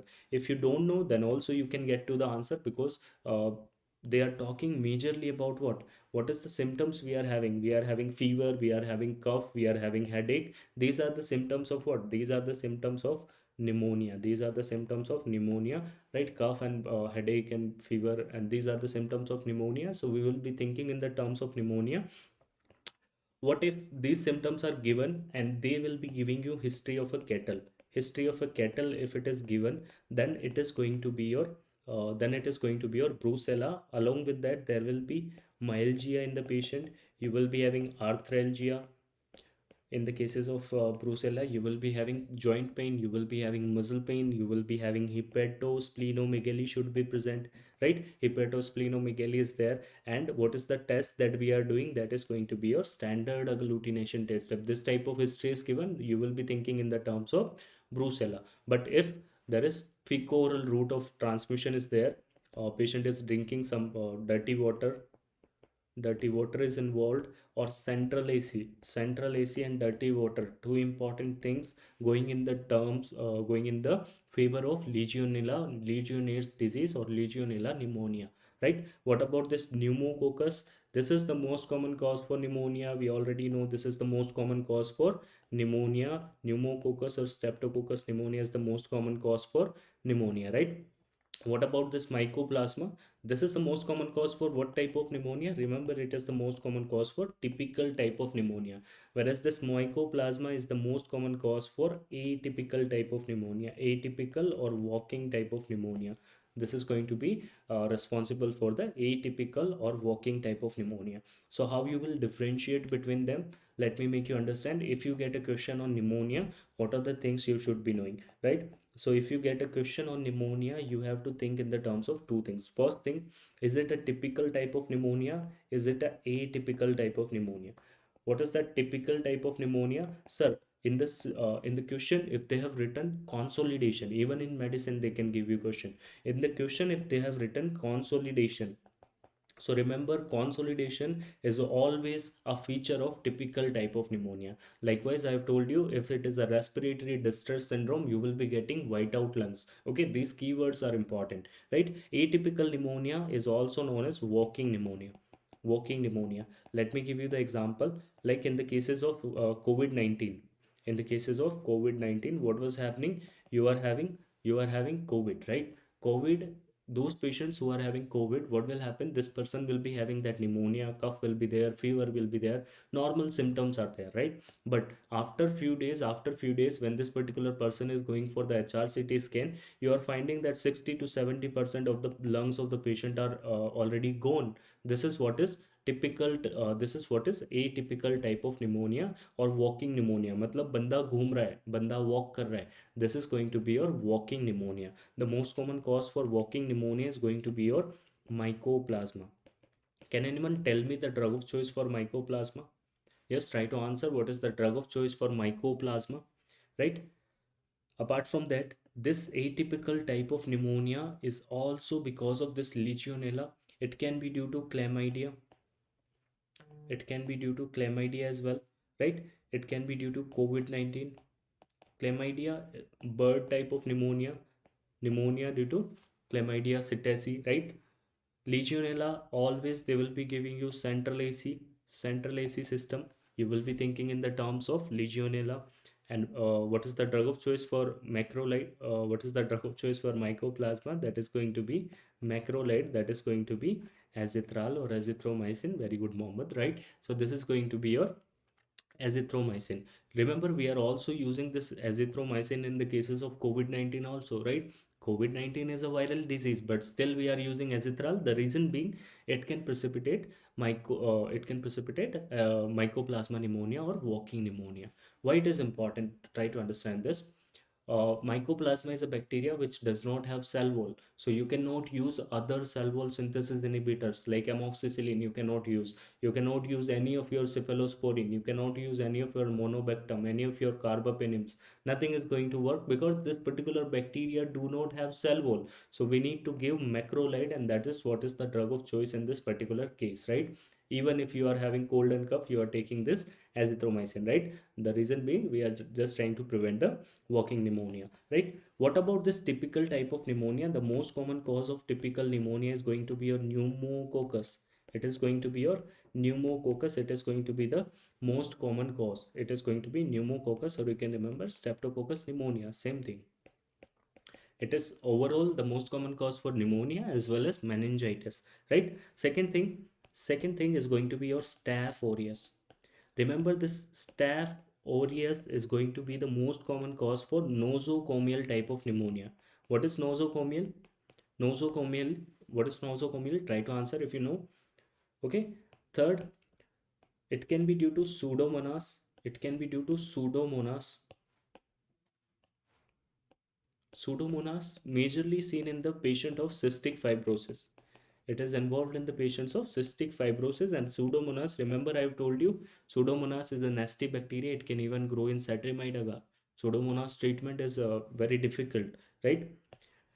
Last one, that is going to be your acinetobacter, which is going to be responsible for the ventilator associated pneumonia. Ventilator associated pneumonia, most common cause will be acinetobacter, right? Typical में क्या होगा? Typical में the disease will be less, and the symptoms will be more. Atypical में disease will be more, but the symptoms will be low. तो बंदा घूम रहा होगा, और जब आप स्कैन कराओगे, when you are going to do the diagnosis, when you are going to see at the lungs, you will find that the lungs are already damaged. Lots of lungs are damaged.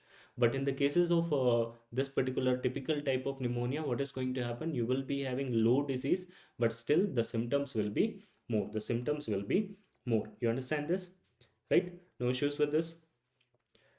Yes, very good, Rahul. Shanavas, very good. That is going to be nosocomial, matlab hospital acquired pneumonia. Okay, hospital acquired pneumonia, right? So now we are going to discuss the question number 10.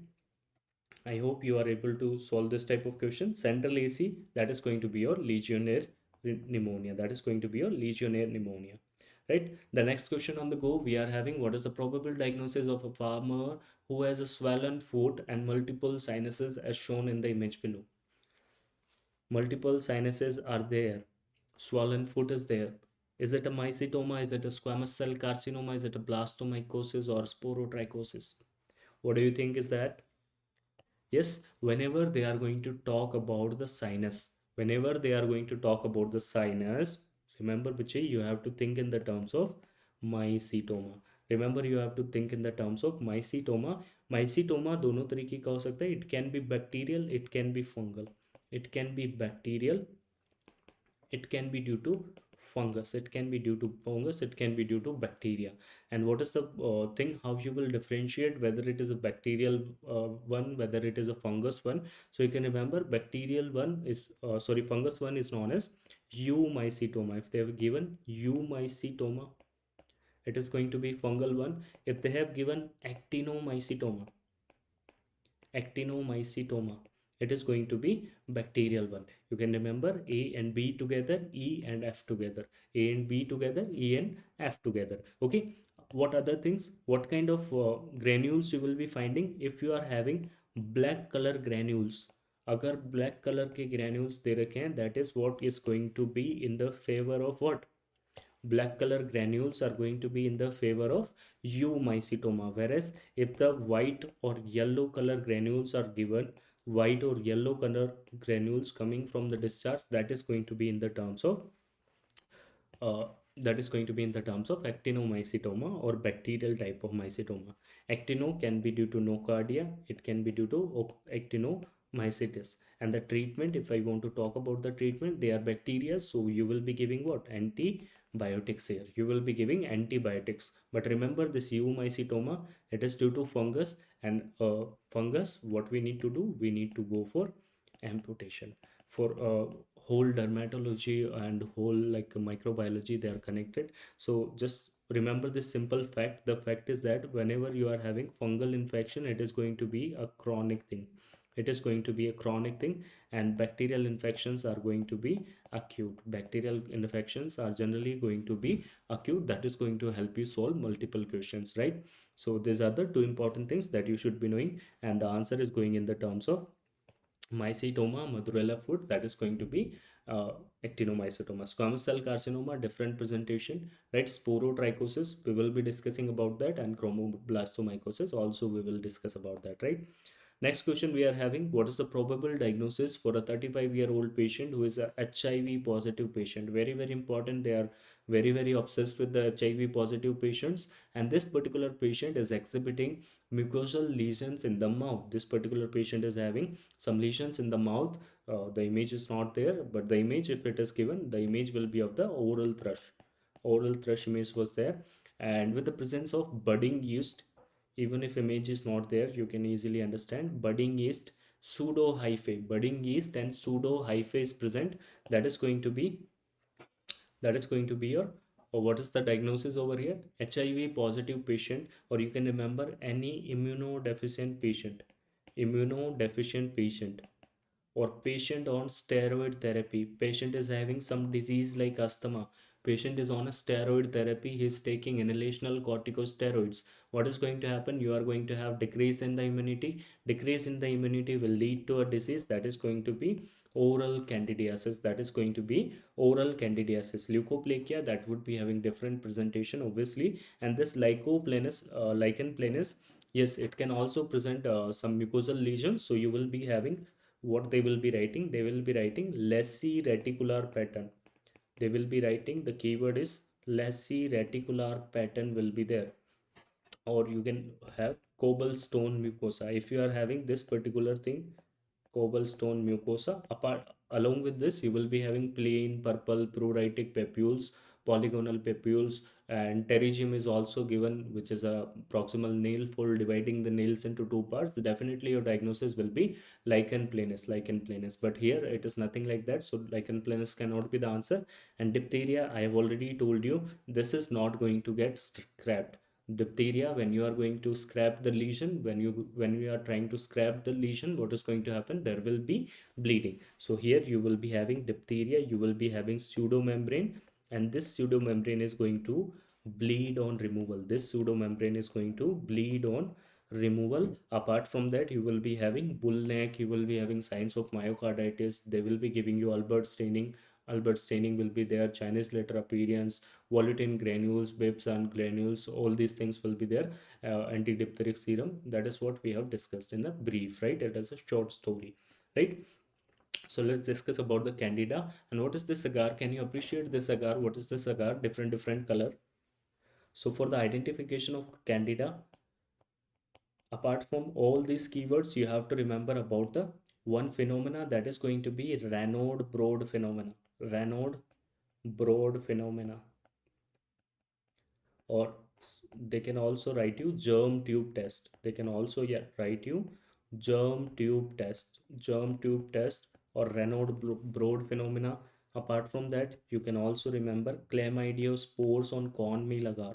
Chlamydio chlamydospores on cornmeal agar, on cornmeal agar. These are the two important things you will be finding with the candida. Agar agar they have written chrome agar, they have written chrome agar. This is the chrome agar that we are having. They have given the image in the I9, right?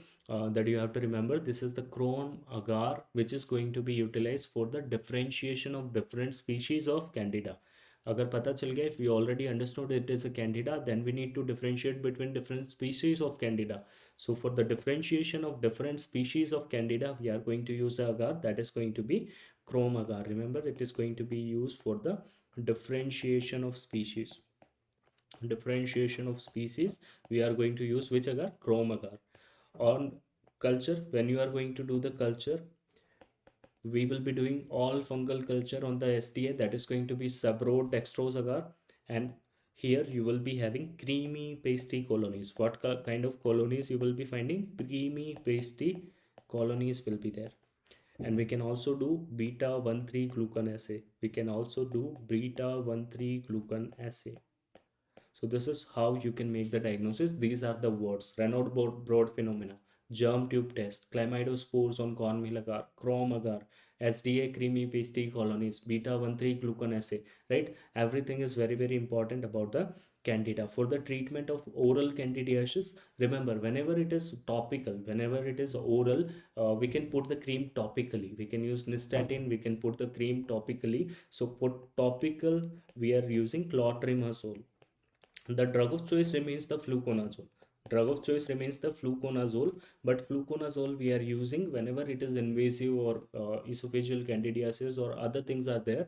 But for the topical application, we can use clotrimazole. You are having mouth paint, candid mouth paint we are having, so that would be having what? Clotrimazole. We can use nystatin and other drugs as well, right? So that is going to be the treatment part, and this is going to be a short story about the candidiasis. That is going to be a short discussion about the candidiasis. What is this particular question? This is also a repeat question we had in the last exam. This question they have asked multiple times. Try to answer this one. Which of the following dimorphic fungi listed below is responsible for causing subcutaneous type of mycosis where lymphatics are involved? So what are these dimorphic fungi? These are going to be your MRCS group of fungi. That is going to be your mycetoma. We have discussed about the mycetoma. We are having rhinosporidiosis. Rhinosporidiosis. We are having rhinosporidiosis. We are having chromoblastomycosis. We are having sporotrichosis. These are going to be dimorphic fungi. Two form may present होंगे. It can be present in the mold, in the cold environment. It can be present as a yeast form as well, right? So this is going to be the diagnosis. What is your diagnosis? Yes, Mohammed Anas Shanavas. Yes, that is going to be your sporothrix shanki, and that is going to be a lymphocutaneous spread. Lymphocutaneous spread. Lymphoid is involved. Cutaneous means skin is involved. So this type of spread is known as lymphocutaneous spread, right? Before that, let me make you understand about these options, then we can discuss about the sporotrichosis. Now in this particular exam, definitely you will be getting a question from histoplasma, blastomycosis or coccidiomycosis. Okay, this time they will be asking question from this. Earlier they are asking from the last 2 to 3 years, they are asking from sporotrichosis, chromoblastomycosis again. Now the trend is changing. They will be asking question on the histoplasma, blastomycosis, coccidio, paracoccidio. Please give your extra focus on that. Okay, and you can thank me later about this. Okay, so you will be getting a definite question here. Histoplasma, what you need to remember: histoplasma, high. You can remember high Darling. It is also known as Darling disease. It is also known as Ohio disease. It is also known as caves disease. So high Darling, in Ohio you can go to caves, right? And the budding, they will be asking question based on the budding. So what kind of budding you will be finding? You will be finding narrow based budding. You will be finding narrow based budding. You will be having narrow based budding, and this is very, very important. Okay, apart from that, what about this blastomycosis? Yes, it is histoplasma is going to mimic TB. The symptoms will be like TB. Okay, this blastomycosis is B is looking like 8. So you will be having this figure of 8 appearance. This disease is known as North American. This disease is known as North American disease. Okay, and you will be having figure of 8 appearance. You will be having figure of 8 appearance here. And what kind of budding you will be having here? Remember blastomycosis, definitely you will be having broad based budding. You will be having broad based budding.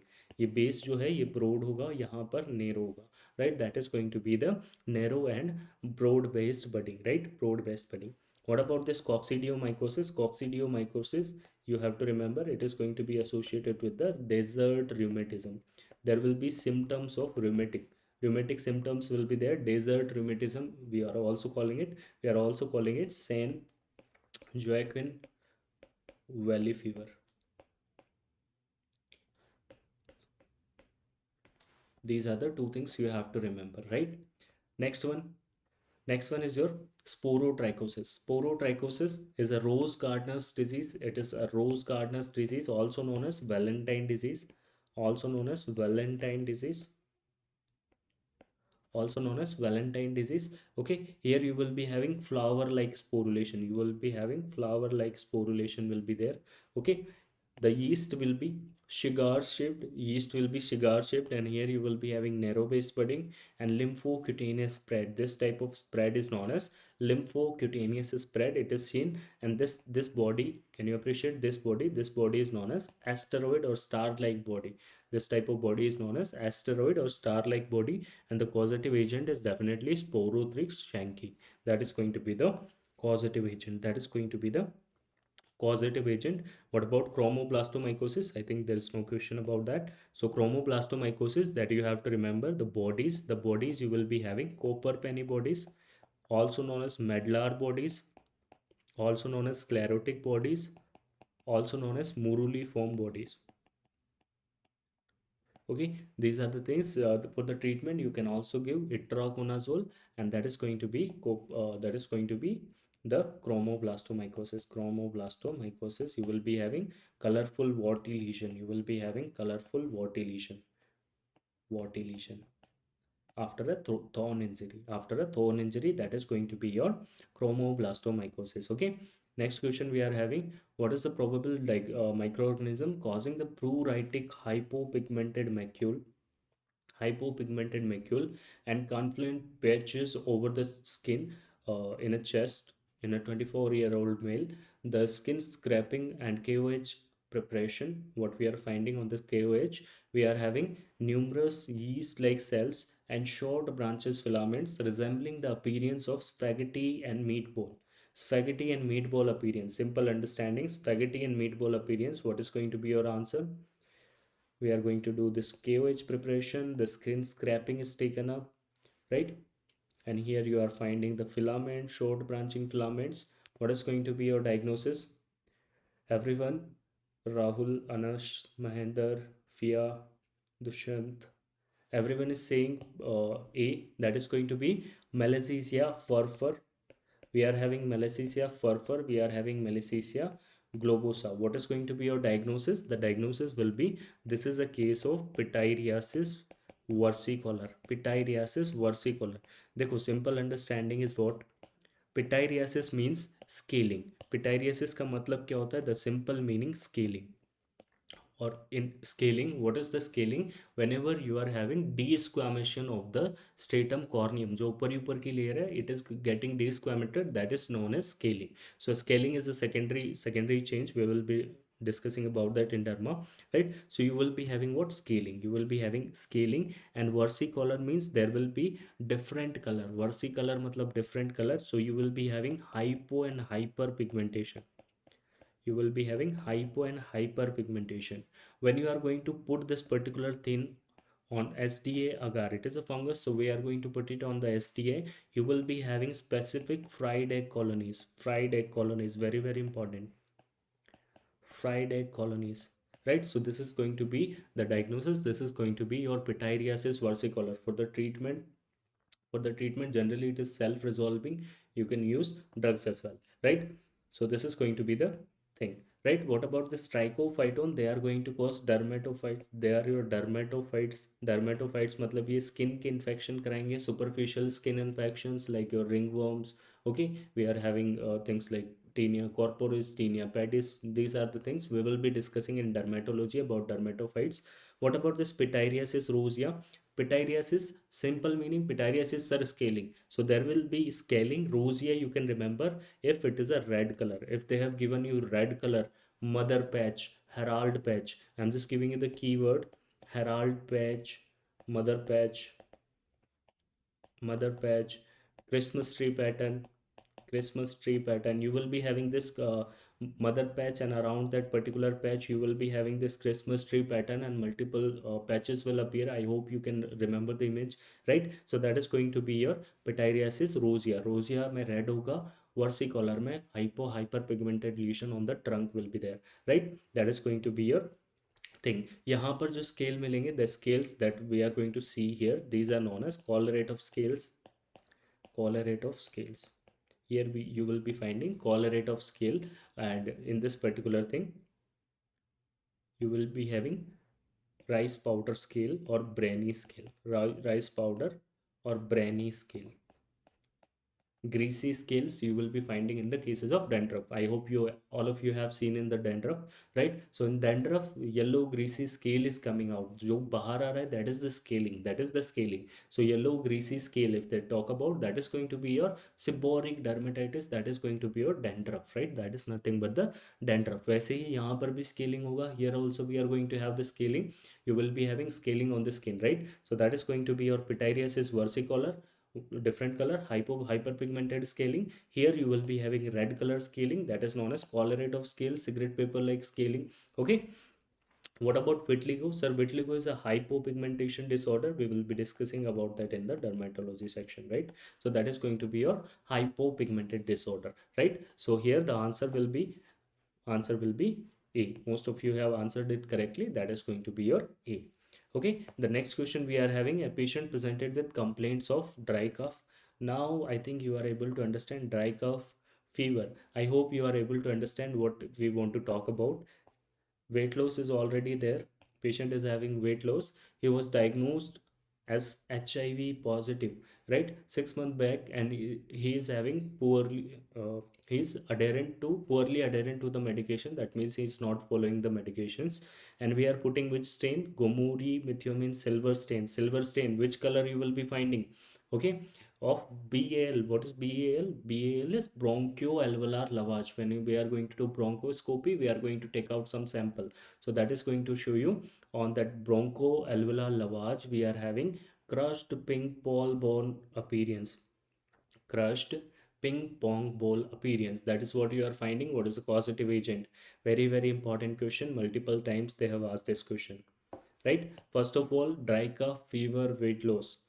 If weight loss is there, fever is there, and coughing is there, it can go in the terms of tuberculosis as well. It can go if it is more than 15 days coughing is there, it can go in the terms of tuberculosis. It can also go in the terms of pneumonia. Basically this particular case is a HIV positive patient who is having pneumonia. Who is having what?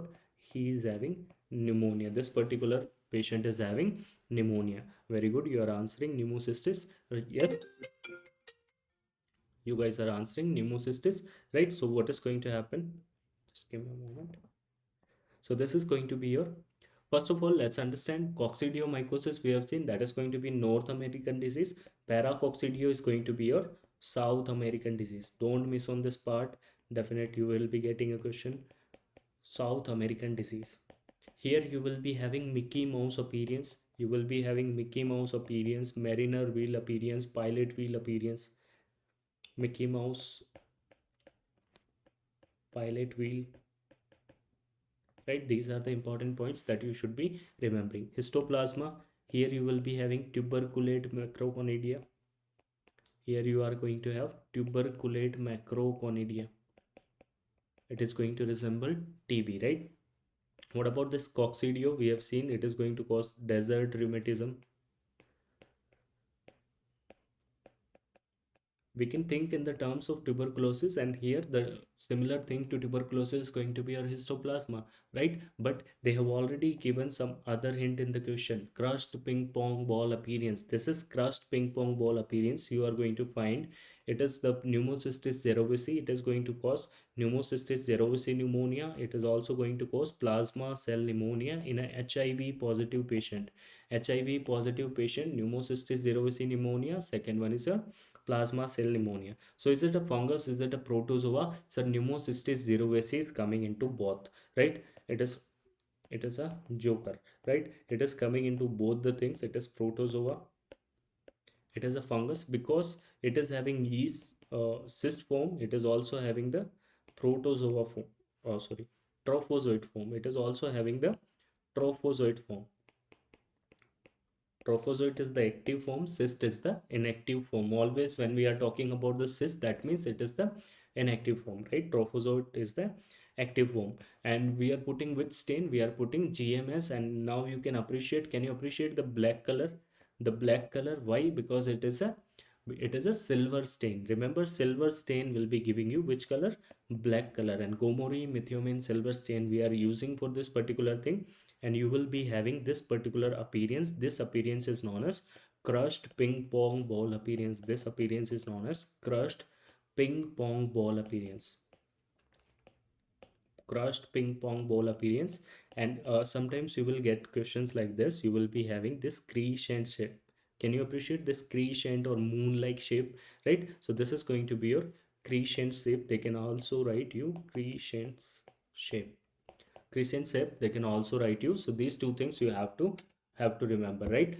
Apart from this, this is going to be the pneumonia because of pneumocystis cerevisiae in a HIV positive patient. In a HIV positive patient, ping pong ball appearance, pneumocystis cerevisiae pneumonia, and this pneumonia will be having perihilar opacities. Specific term they are giving, perihilar opacities.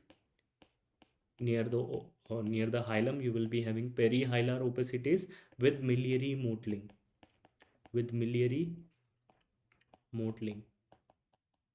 This is going to be a specific term you will be finding in the cases of pneumocystis cerevisiae pneumonia. So this is going to be diagnosis going to be in the favor of pneumocystis cerevisiae pneumonia. Yes. The drug of choice, you can also write the drug of choice is going to be cotrimoxazole. The drug of choice is going to be cotrimoxazole, which is a combination of trimethoprim plus sulfamethoxazole. Combination of trimethoprim plus sulfamethoxazole, right? Question number 15, we are having a HIV positive patient coming to the clinic with a history of diarrhea. The stool microscopy shows oocyst. We are having oocyst, and the size of the oocyst will be 4 to 8 mm in size. The image is given below. What is going to be your diagnosis? 4 to 8. What is going to be your diagnosis? So this is going to be when we are going to do the acid fastness of this particular skin, you will be having acid fast. These are known as coccidian parasites. They are all what? Coccidian parasites. They are all going to be acid fast. They are all going to be acid fast. They are going to be acid fast, 0.25 to 1% acid fast, and they are going to cause massive watery diarrhea in the HIV positive patient. They are going to cause massive watery diarrhea in HIV positive patient. They are going to cause massive watery diarrhea in HIV positive patient, right? We are having Cryptosporidium parvum, we are having Isospora, we are having Cyclospora. Cryptosporidium parvum, naam bada, number chota. So that is going to be 4 to 6 micron is going to be your Cryptosporidium parvum. Second one we are having is Cyclospora. And third one we are having is Isospora. Cyclospora, can you appreciate 10 letters are there, right? So this is going to be 10 micron. This is going to be 10 micron, and the remaining will be 23 to 36 micron. 23 to 36 micron, right? And the drug of choice for Cryptosporidium, you can remember Nita Ambani, that is going to be nitazoxanide. And here that is going to be cotrimoxazole. For both the cases, that is going to be cotrimoxazole, right? How we are going to differentiate between them? So we are going to see all of them are acid fast. If there is a HIV positive patient who is having diarrhea, all of them are going to be acid fast. Now what we are going to do, we are going to check for the size of the oocysts. We are going to check for the size of the oocysts. All of them are what? They are acid fast. All of them are acid fast. If they are circular, remember how you can differentiate.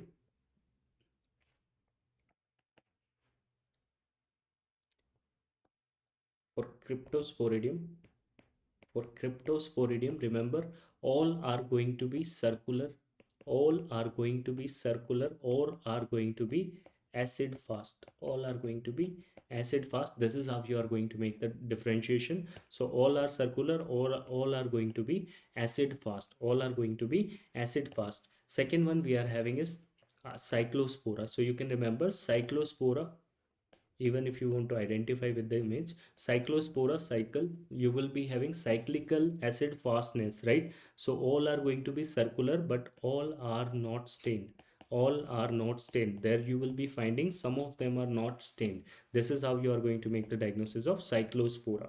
And you can remember isospora, eye is looking like that, so you will be having long shape. If it is longitudinal just like your eye, so that is going to be your isospora. Acid fast, even acid fast and long things you are finding, that is going to be your isospora. Longitudinal will be isospora, right? So if they ask you about the image based question in FMG, till now they have not asked, but in INI set they will be asking, right? So you can differentiate between them. Next question, a male patient exhibited symptoms of fever and chill. Patient is having fever with chills. Whenever you think about fever with chill, you will be always thinking in the terms of what? You are always thinking in the terms of malaria, right? The rapid test is indicative of a positive result of a specific antigen. What is that antigen? HRP2. Based on the information, which species of plasmodium is going to be the causative agent for that? So first of all, tell me how many species of plasmodium do you know? How many species of plasmodium do you know? Then I will be teaching you about this, right? So we are going to have, whenever we are going to have fever with chill, fever with chill, you have to think in the terms of malaria. You have to think in the terms of malaria, and malaria is due to which parasite? That is going to be your plasmodium. And it is going to have how many species? Yes, try to answer. How many species do we have? We are having four in the front, and the fifth one is going to be, all of you are answering, just try to understand the things. I want to know, I want to make you understand. If you understand the things, that is how you are going to make all the answers correct, right? So we are having five species. Very good, Mahendra. Very good, Shanvas. So we are going to have five species. We are going to have falciparum, malaria, vivax, ovale, and knowlesi. Knowlesi is the latest one that we are having. Knowlesi, right? So we are having Plasmodium falciparum, malaria, oval, and Knowlesi. The difficult to treat, which one is the most fatal one? The fatal one, you can remember F for falciparum, it is going to be the most fatal. It can cause cerebral malaria also, right? So this is going to be the most fatal. Now we are having two things. We are having antigens. We are having antigens. First of all, let me make you understand what is this card test. Whenever we are doing card test, like in pregnancy, we are doing card test for multiple things. What is this card test is based on? It is going to be based on a principle of immunochromatography. It is going to be based on a principle of immunochromatography. और करना क्या है? We just need to put the blood sample. Blood लेना है, blood sample डालना है, and then you will be able to see certain lines, right? How this thing is working? It is working based on the antigen. What are the antigen that are going to be present in all the plasmodium species? So you can remember the antigen that are going to present in all the plasmodium species are going to be aldolase and LDH. They are the antigen which are going to present in, it is going to present in all species of plasmodium.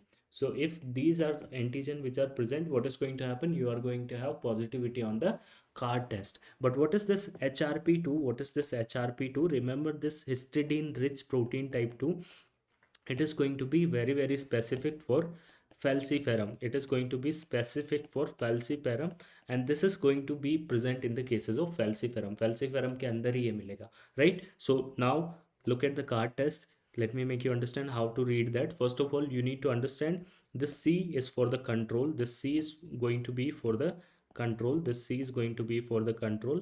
This pan is for all the species, and PF is going to be for the falciparum. It is going to be for the falciparum.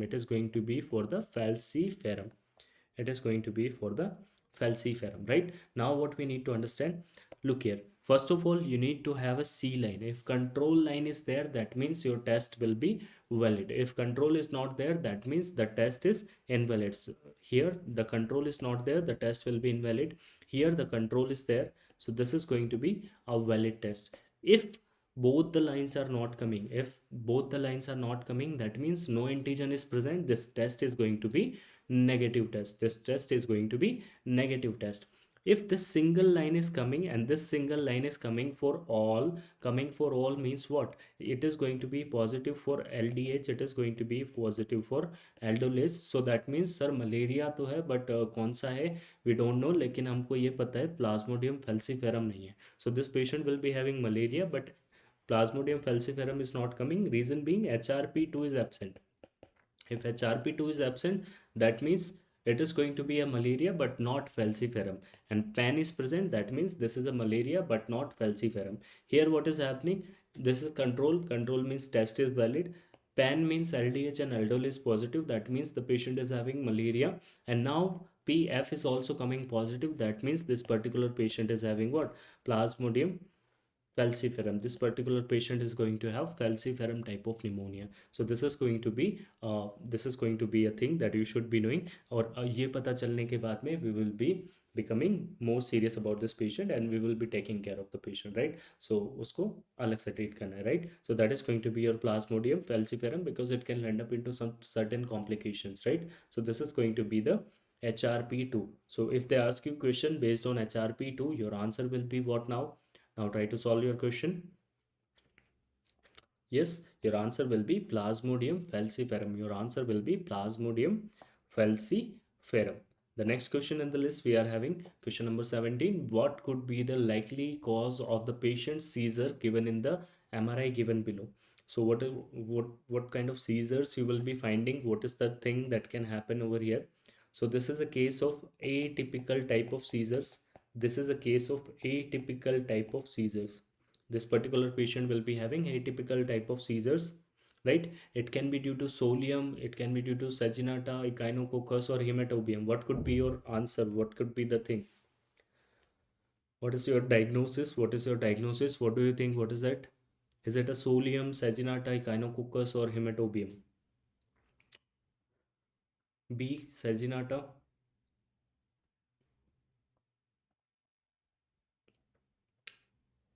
Okay, let me make you understand. Saginata, nata will be having T. Remember, it is concerned with T. It will be concerned with the cattle. It will be concerned with the cattle. Solium is going to be concerned with the pig. It is going to be concerned with the pigs. And this one is going to cause cysticercosis. It is going to cause cysticercosis. It will be having cysticercosis, and when this cysticercosis is going to go to the brain, it can cause neurocysticercosis, which is a radiological identification. We are having neurocysticercosis, right? This Taenia saginata is going to be associated with the cattle and it can lead to diarrhea. It will be causing diarrhea in the patient. What about this echinococcus granulosus? This is echinococcus granulosus is known as dog tapeworm. It is known as dog tapeworm, and this thing is going to cause hydrated cyst. It is going to cause hydrated cyst.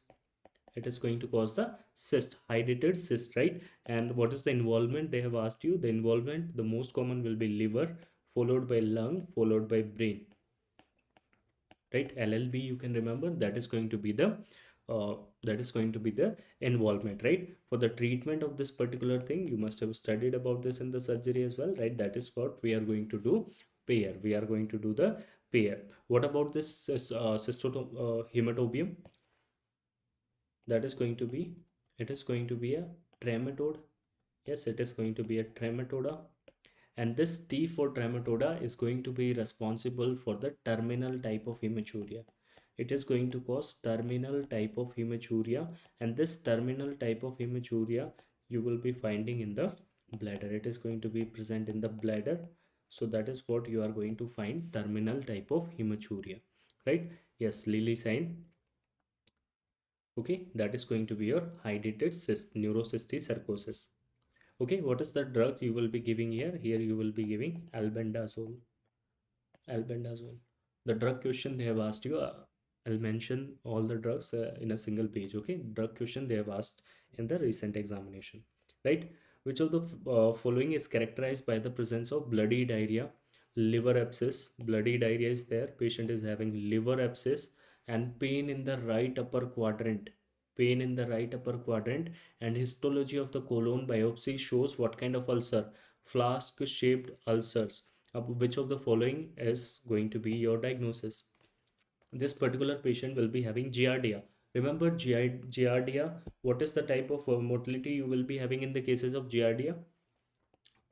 Giardia, you can remember Giradia. Giardia is Giradia. Kya Giradia? Patta Giradia. So that would be your falling leaf like mortality. You will be having falling leaf like mortality. Falling leaf like mortality, and this giardia is going to be responsible for the malabsorption. It is going to be responsible for the malabsorption. This is going to be your solium. This is going to be your solium, right? Tenium solium. This is going to be giardia, falling leaf like mortality. You will be having falling leaf like mortality. Give me a moment. Just give me a moment.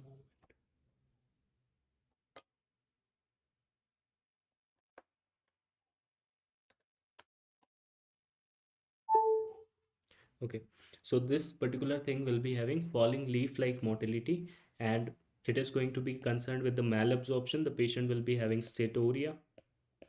Patient will be having statoria, and they have asked the image based question. You have to remember what is the shape. You will be having monkey face type of trophozoites will be there, or pear shaped trophozoites will be there. And when you are going to identify, how you can identify, it will be having four pair of flagella. Remember, this one will be having four pair of flagella, whereas trichomonas vaginalis, you can remember, vaginalis will be having v, you can remember, it will be having total 5 flagellas. Don't confuse between them, right? So that is going to be 4 pairs of flagella will be there. What about this entamoeba? Let it be. Just talk about the typhoid. We already know about the typhoid. So typhoid will be having different presentation. There will be no bloody diarrhea, there will be no liver abscess, right? Typhoid, you can remember what kind of ulcers this typhoid can have. Typhoid can have, tie कैसी होती है, लंबी होती है. You can remember longitudinal type of ulcer. Longitudinal type of ulcers you will be finding in the typhoid. In the tuberculosis, you can remember transverse type of ulcers will be there. Transverse type of ulcers will be there. What about this entamoeba histolytica? Entamoeba histolytica. Histo means, histo is study of tissue, histolytica means it will be breaking the tissue, right? So this ant amoeba is going to break the tissue, and that is what is going to present with the bloody type of diarrhea. Bloody type of diarrhea, one of the differential from the shigella is going to be your this ant amoeba, right? Here you will be having quadrinucleate cyst. Quadrinucleate cyst, जो cyst होती है वो inactive form होती है. Trophozoite जो होता है active form होता है. Trophozoite is going to be the active form. Quadrinucleate, 4 nucleus will be there. Chromatodal bar will be there, and you will be having one more thing, anchovy sauce. Anchovy sauce or anchovy pus appearance. You will be having anchovy pus appearance you will be finding in the liver.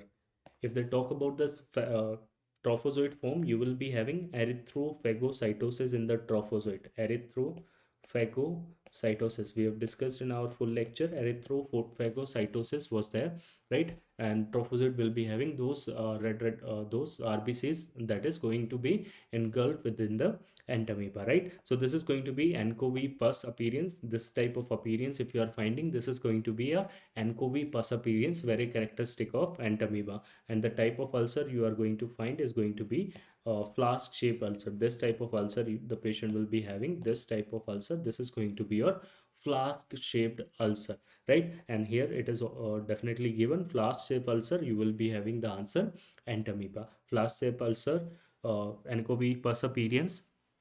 Yes, we are going to give metronidazole. Entamoeba histolytica. Short story about the entamoeba histolytica, right? Which helminthic infection commonly transmitted through soil is characterized by the presence of eggs seen in the given image below. So what kind of eggs are they? These are your barrel shaped eggs. These are your barrel shaped. Are they bile stained or not? Yes, they are bile stained, dumbbell shaped bile stained eggs. What is going to be your diagnosis here? Is it a Trichuris trichura? Is it Ankylostoma duodenale, Nectaris americanus, or Ascaris lumbricoides? What do you think? Remember this Trichuris trichura. This is going to be this particular thing, and this is also known as whipworm. This is also known as whipworm. This is also known as whipworm. Whereas these two things, ankylostoma and necator, they are going to be the hookworm. Both of them are going to be the hookworm. And remember, hookworm, the eggs are going to be with the blastomere. Eggs are going to have blastomere. So these are the eggs which are going to have what? Blastomeres present. Whereas this ascaris lumbricoids, that will be having like, the patient will be the male and female will be looking different. So you can remember here, the male will be coiled and female will be straight. Female will be straight and the eggs will be bile stained. Here also the eggs will be bile stained. Ascaris eggs will be bile stained, and it is associated with one disease. It is associated with intussusception. It is associated with intussusception. It is associated with intussusception. Intestinal obstruction can be there. Okay, so which one is male, which one is female? You can remember the male is a coiled one. The male is going to be the coiled one. Here you can appreciate this male is going to be the coiled one, whereas the female is going to be the straight one, right? And what about the eggs? This is your fertilized egg. This is going to be fertilized. This is a unfertilized egg. Are these eggs are going to be bile stained? Yellow yellow दिखे मतलब bile stained है. Yellow eggs are going to be the bile stained eggs, whereas these are going to be your blastomeres that you are finding in the hookworm. These are going to be the blastomeres. Hookworm will be having these blastomeres. These are your blastomeres that you are finding in the hookworm. Yes. Okay. And this is the involvement. This is the involvement that we are having over here, right? So what is your answer? This is going to be your Trichuris trichura egg. This is going to be your barrel shaped egg. This is going to be your uh, dumbbell shaped eggs, right? And this is going to be bile stained, right? Next question in the list, we are having cystode. What is the medication used to treat the infection caused by the cystode egg depicted in the image below, right? So what is the thing you would like to give? Is it a praziquantel? So this is a how. First of all, let's try to identify. You are having these central hooklets will be there, and you are having these polar filaments, right? So central hooklets will be there, polar filament is there. Is it a bile stained egg or is it a non bile stained egg? So it is a non bile stained. It is non yellow, non bile stained egg, right? Which one? Can you appreciate the organism? Yes, very good, Anush. It is H. nana. It is going to be your H. nana. H. nana, Hymenolopis nana, right? I know Hymenolopis nana. So the drug of choice question they are asking, I'm going to manage all the things here.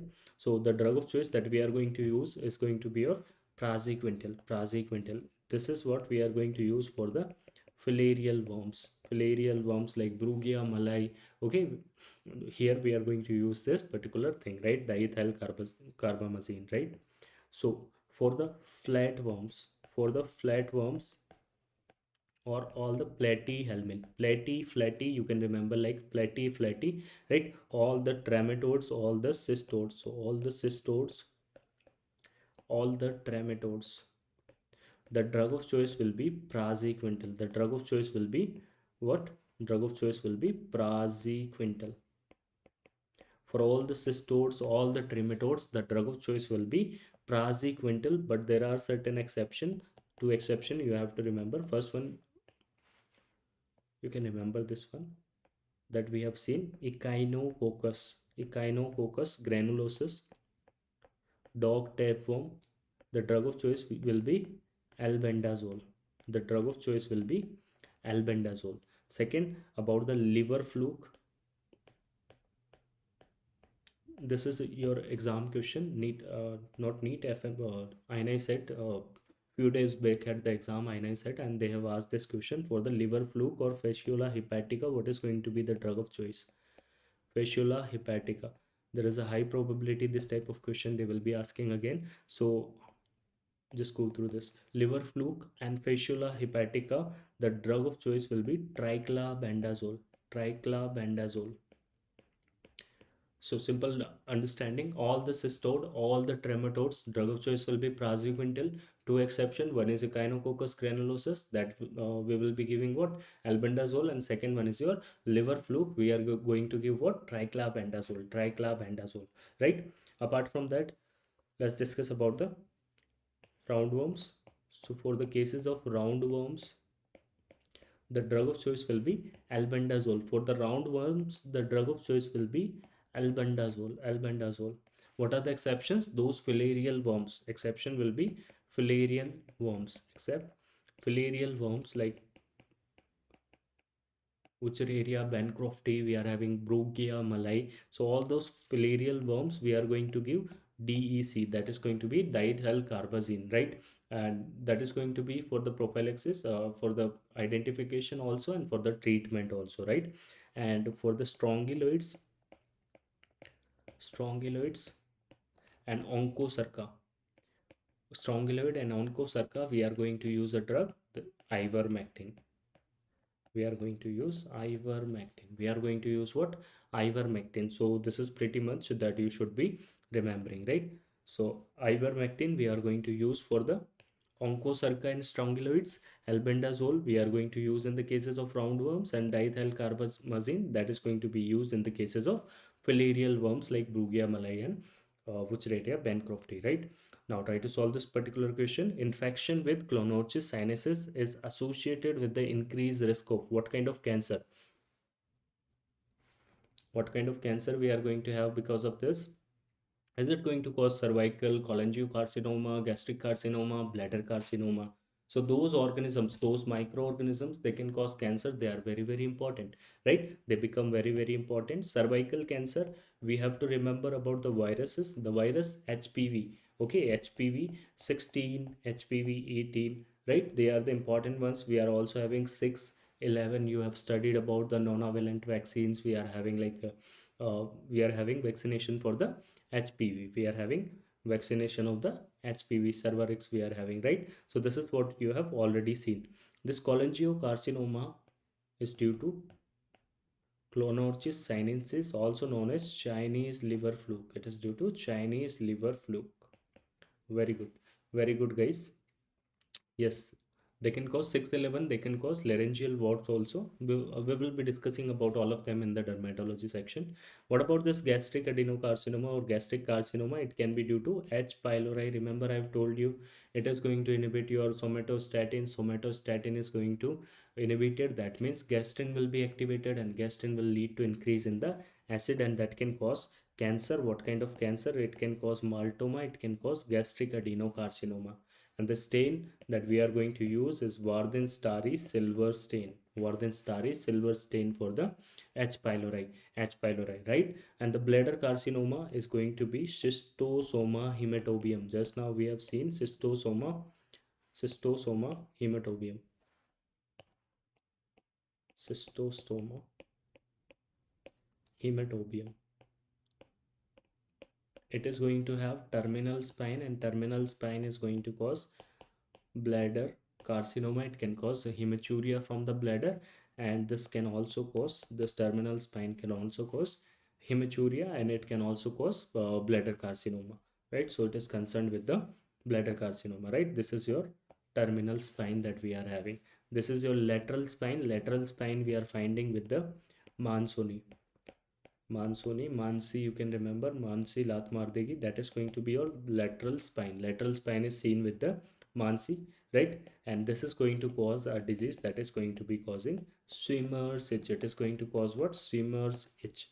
And lastly, we are having this rudimentary spine. Rudimentary spine you are finding with the Japonicum, Japanese people.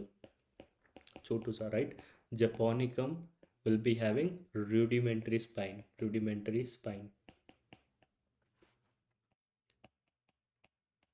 And this is going to cause a fever. That is the disease is going to be Katayama fever. The disease is going to be Katayama fever. Japonicum is going to cause Katayama fever. These eggs are important, so this is going to be your terminal spine causing bladder carcinoma. This is going to be your lateral spine, Mansi Swimmer's, and this is going to be a rudimentary spine that is going to cause Katayama fever. Okay, so the answer in this particular case, Clonochus sinensis, is going to cause which cancer? Cholangiocarcinoma. It is going to cause what? Chinese liver fluke is going to cause what? Cholangiocarcinoma. Now, which of the following virus is responsible for this particular presentation? So this is a vesicular tumor. This is a hemangio. This is a tumor of the blood, right? Blood vessel, right? And what is this herpes? The meaning of herpes is what? The meaning of herpes is grouped. Okay, so here in herpes you will be having grouped vesicle. Now let's try to understand how many types of herpes do we have, right? So we are having three families of herpes. We are having alpha viridi, we are having beta viridi, we are having gamma viridi. Alpha viridi, you are having HSV1, HSV2 and HHV3, human herpes virus 3. HSV1 is responsible for the cold sore, cold blister. Cold sore, we call it cold blister. That means herpes infection around the mouth, around the perioral area. You will be having multiple grouped vesicle. How you will understand multiple grouped vesicle? And they will appear whenever there is deficiency, immunodeficiency will be there, right? So they will appear in a female if she is having herpes HSV1. What will happen? Every time she is going to have some disease or maybe due to periods, this thing will get reappear, right? This is going to be HSV1 above the waist infection. What is this second? HSV2 is going to cause genital herpes. It is going to cause genital herpes, which is going to present with multiple grouped vesicle in the near the groin, right? So you will be having multiple grouped vesicle in the uh, this particular lesion, right? So that is going to be your HSV type 2. What about this HHV3? Here you will be having this varicella zoster or chicken pox will be there, chicken pox, and this is going to be, this is a specific appearance that you are finding, dew drop on rose petal appearance. You will be finding this specific appearance, dew drop on rose petal appearance. Yes, dew drop on rose petal appearance. You will be having pleomorphic rash. You will be having multiple things will be there, right? So this is going to be a chicken pox, and if there is reactivation of chicken pox, that is going to cause herpes zoster or shingles, right? Zoster means along a nerve segment, along a nerve segment. So you understand herpes means grouped vesicle along a nerve segment. Maybe it is a thoracic segment, so you will be having multiple grouped vesicle along a nerve segment. That is going to be your shingles. That is going to be your shingles, right? What is this CMV? It is going to be responsible for the CMV. Here you will be finding specific bodies. What are these bodies? Owl eye inclusion bodies. Owl eye inclusion bodies are going to be seen with the HHV type 5. HHV type 5 will be showing you owl eye inclusion bodies. 6 and 7 is responsible for exanthum subitum, and this HHV4 is Epstein-Barr virus, which is going to infect your B cells. It can cause multiple cancers. You will be studying in pathology, like it can cause nasopharyngeal carcinoma, it can cause Burkitt lymphoma, very very important. Starry sky appearance you are also finding in the Burkitt lymphoma, that uh, particular very famous child that you are seeing in the Burkitt lymphoma. Okay, and it can also cause lymphomas like non-Hodgkin and Hodgkin's lymphoma. So this Epstein-Barr virus is associated, and this Kaposi sarcoma is a vascular tumor that we are having in the patients who are having HIT, who are having HIV and decrease in the levels of decrease in the immunity. This type of patient will be having this Kaposi sarcoma, right? So this is a short story about the herpes family. This is a short story about the herpes. Yes, it can cause other things as well, right? So this is going to be HHV type 8, HHV type 8, 1, 2, 3, 4, 5, 6, 7, 8. This is what we have seen, right? Next question we are having, what is the probable diagnosis for a 12-year-old boy who present to the OPD with the symptoms of fever? Patient is having what? Fever, ear pain and swallowing difficulties for the past few weeks, right?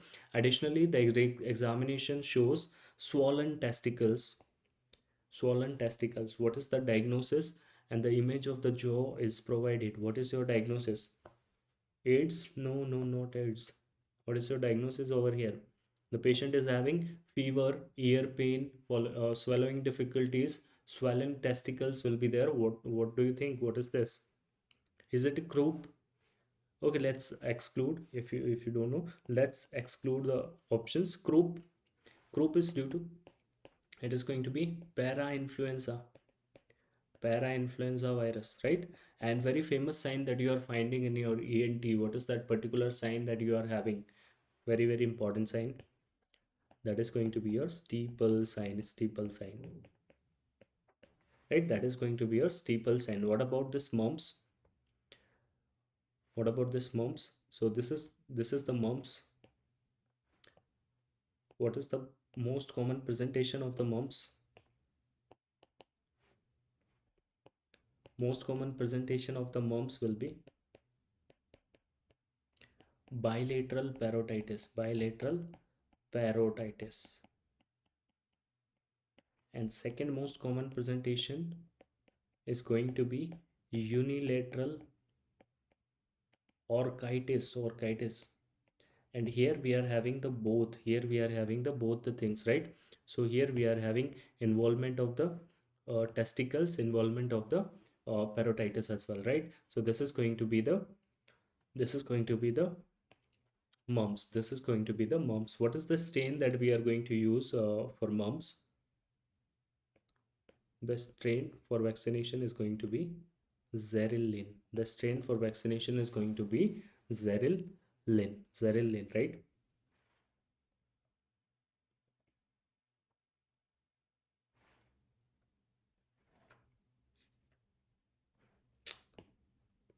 What about this rubella? In rubella, you will be having specific appearance of Forsheimer spots. Forsheimer spots will be there. Forsheimer spots that you will be finding on the uvula. Forsheimer spots that you will be finding on the uvula. Apart from that, you are also having blueberry muffin rash. These are the keywords you have to remember. Blueberry muffin rash. Blueberry muffin rash, and Forsheimer spots on the uvula. What is the strain that we are using? The strain is going to be R827 by 3. Let's club it here. R827 by 3, and it can also present with the congenital syndrome, that is going to be CHD. That you have to remember. C4, there will be cataract in the patient. Cataract, congenital rubella. H4, there will be heart disease. What is the heart disease that we are having? That is going to be your patent ductus arteriosus. And D4, deafness will be there. What kind of deafness you will be having? You will be having SNHL. You will be having sensory neural hearing loss. You will be having which SNHL, that is going to be sensory neural hearing loss. Patent ductus arteriosus and SNHL, that is going to be your SNHL, that is going to be your deafness, right? Apart from that, lastly we are having what? Measles. The patient will be having what? Around the second molar, you will be having that particular thing, that is going to be your Koplik spot. You will be having Koplik spot. And here you are finding Warthin-Finkelday giant cells. Warthin-Finkelday giant cells. Warthin-Finkelday giant cells. This measles patient will be having pneumonia 10 to 14 days, right? All these things you have to remember. And the strain, lastly let's write about the strain. The strain is Edmonston Jagreb. Edmonston Jagreb is the strain that we are going to use for this particular bacteria, this particular thing, right? That is going to be your measles, right? Next question in the list, we are having question number 24. So what could be the likely diagnosis for a COVID-19 patient? The patient is COVID-19 patient who is initially presented with fever, nasal congestion and headache. Patient is having fever, nasal congestion and headache, and later developed facial pain, numbness and blackish discharge. The patient is having blackish discharge. Very good, Puneet. You are telling me that it is a mucormycosis. Yes, Rahul, Anas. Okay, on examination, we are having SDA. On examination, using SDA, cotton wool growth is seen. Known septate hyphae are there, and they are branching at which angle? Right angle or obtuse angle. And that is seen in the examination part, right? So, what do you think? What is this particular case? Is it a black fungus? Always remember, black fungus. Black fungus is what? This is not a black fungus. Black fungus is Aspergillus niger. Black fungus is Aspergillus niger. This is the black fungus. This COVID-19, because of that COVID-19, this patient is having what? Mucormycosis. That mucormycosis is going to give you black color. Discoloration will be there. Why? Because there is stasis of blood. There will be no blood. There will be necrosis. This is what is going to happen, right? So, is it going to be aspergillosis, bacterial orbital cellulitis, mucormycosis, or cavernous sinus thrombosis? So, this is going to be a mucormycosis patient, and here we are going to differentiate it with the aspergillus. What is the drug that you will be giving in the mucormycosis patient? That is going to be, drug of choice will be liposomal amphotericin B. Liposomal amphotericin B is the drug of choice. And how you make the diagnosis? The diagnosis, first of all, you will be going for the MRI of the brain. You will be doing, right? You can do tissue diagnosis, and in the tissue diagnosis, let's understand what you are going to find. We can also go for the surgery in the treatment part. Before giving the drug, you need to do the surgical debridement. Then only the drug will be reaching to that particular part, right? And then you will be giving liposomal amphotericin B. And oral drug we can also use. What are the oral drugs? We are having drugs like posaconazole, isavuconazole. So we can use posaconazole like drugs. Okay, so how you will differentiate between aspergillus and mucormycosis? Remember, this mucormycosis will be aseptate. Here you will be having aseptate hyphae, and they are branching at a obtuse angle. Either they are branching at a right angle, either they are branching at a right angle, either they are branching at a obtuse angle more than 90-degree, right? So this is how you are going to make the diagnosis under the tissue sample. Whereas this aspergillus will be having acute angle and septate hyphae. You can remember aspergillus, A for acute angle, and septate hyphae will be there. Septate hyphae will be there. So here you will be having this septate hyphae, and the angle will be acute. The angle will be acute. You can appreciate here, the angle will be acute. And one more thing, here you are going to find the dichotomous type of branching. What kind of branching? Dichotomous type of branching.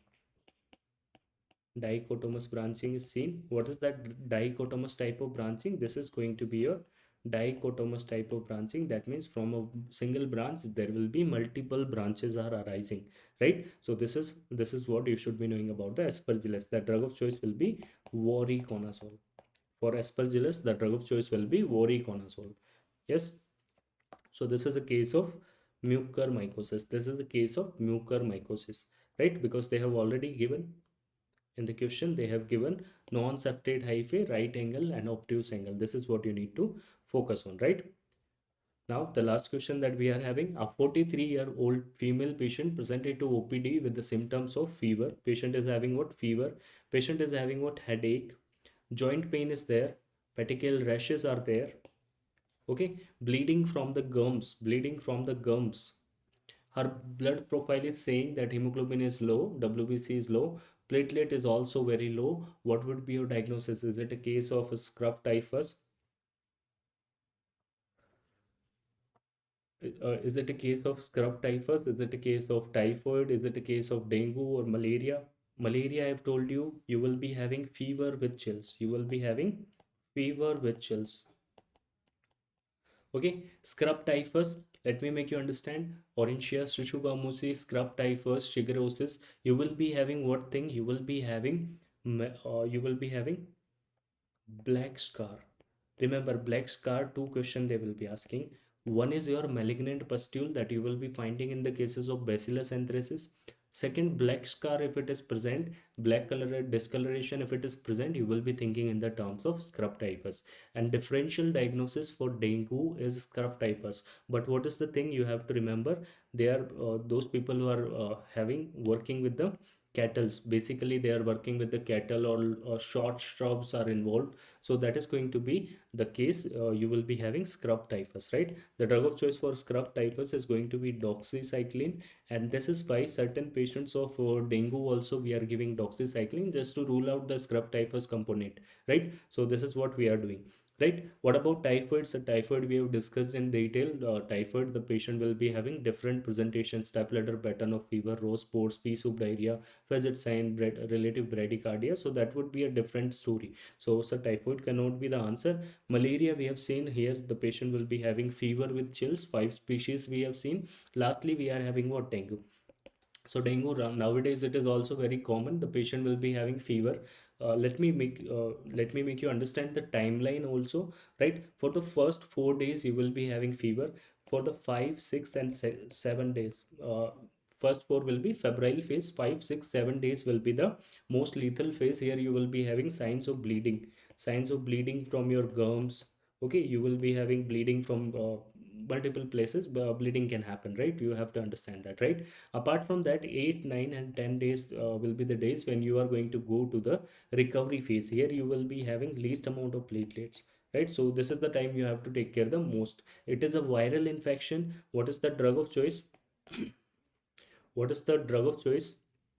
What is the drug of choice for viral infection here? What would you like to give in the cases of dengue? I will take up other questions like PDF and is it enough for FMG? I will be taking all those questions in the after this last question. We will be discussing about that. First, tell me the treatment. Okay, Avinash? Rahul, we will discuss about that. Okay. So tell me the treatment. What do you think? What is going to be the treatment? Remember, viral infections. Whenever we are having viral infection, you are having common cold. You are not taking any antibiotic. You are not taking. No, Puneet. How can you give ceftriaxone in a viral infection? Monosef, no, no, no, no, no, no, guys, no. You cannot make Mohammed, no. Okay, just let me give me 2 minutes. I'll make you understand. So whenever, first of all, let me make you understand. If you are having a viral infection, how you are going to understand? Whenever you are having common cold, let's say I'm talking about a common cold, you will be having running nose. You will be having running nose. You will be having running nose. Rhinorrhea will be there. You will be having water from eyes, or simple understanding, whenever you are having serous discharge, whenever you are having serious type of discharge, it is going to be a viral infection. If it is a bacterial infection, then you are going to have pus. For the treatment of bacterial infection, you can use, definitely you can use antibiotics. Okay, based on the understanding, you can use antibiotics. But for the treatment of viral infection, you are not using antiviral. No, no, not a cyclovir kavya. Let me make you understand. Just listen to me carefully. Okay, agar viral infection hai, you are having common cold. Let's say you are having common cold. Common cold, what are going to be your symptom? What are going to be your symptom? You are having running running nose. You will be having water coming from your eyes. You will be having fever. You will be having certain symptoms, right? So what is going to happen? What are the drugs you are going to take? Do you take a cyclovir? Do you take ceftriaxone, monosep? If you are taking, it is wrong. It is definitely wrong. First of all, you need to make the diagnosis for yourself as a good doctor. Our job is not to just pass this examination, but also to become knowledgeable, right? We need to understand how to utilize these things, right? So first of all, try to identify whether it is a viral infection or a bacterial infection. If it is a viral infection, then it will be having what symptoms, like you will be having watery discharge coming from the body, right? Common cold, let's talk about common cold. So how you are going to understand common cold? You will be having symptoms, water is coming, right? If water is coming, there is no pus, it is a viral infection. You know, lot of time we are always saying like lots of people are getting ill. This is a viral infection. What is the treatment would you like to give in this particular situation? The treatment will be water. The treatment will be water.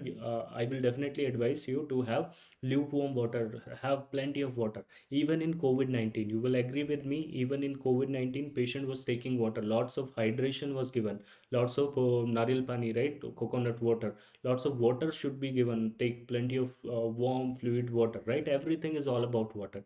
So unless or until it is specified, key, like if I talk about HIV, if I talk about hepatitis, unless or until it is specified, if it is I'm talking about herpes, I will be giving acyclovir. Okay, if I'm talking about CMV, I will be giving ganciclovir, but not in the cases, this is a normal common viral infection, right? So in this particular case, like COVID-19, in this particular case, what is the treatment? The ultimate treatment will be water. For the symptomatic, what is the symptom we are having? We are having running nose. Why this nose is running? Because suppose this is your vessel. Remember, because of vasodilation, what is going to happen? I have told you in the physiology section, whenever a vessel is getting dilated, everything will be coming out, the water will be coming out. So for the symptomatic treatment, you are giving alpha 1 agonist, drugs like otrivin. You are using otrivin. What this otrivin is going to do? It is going to cause vasoconstriction.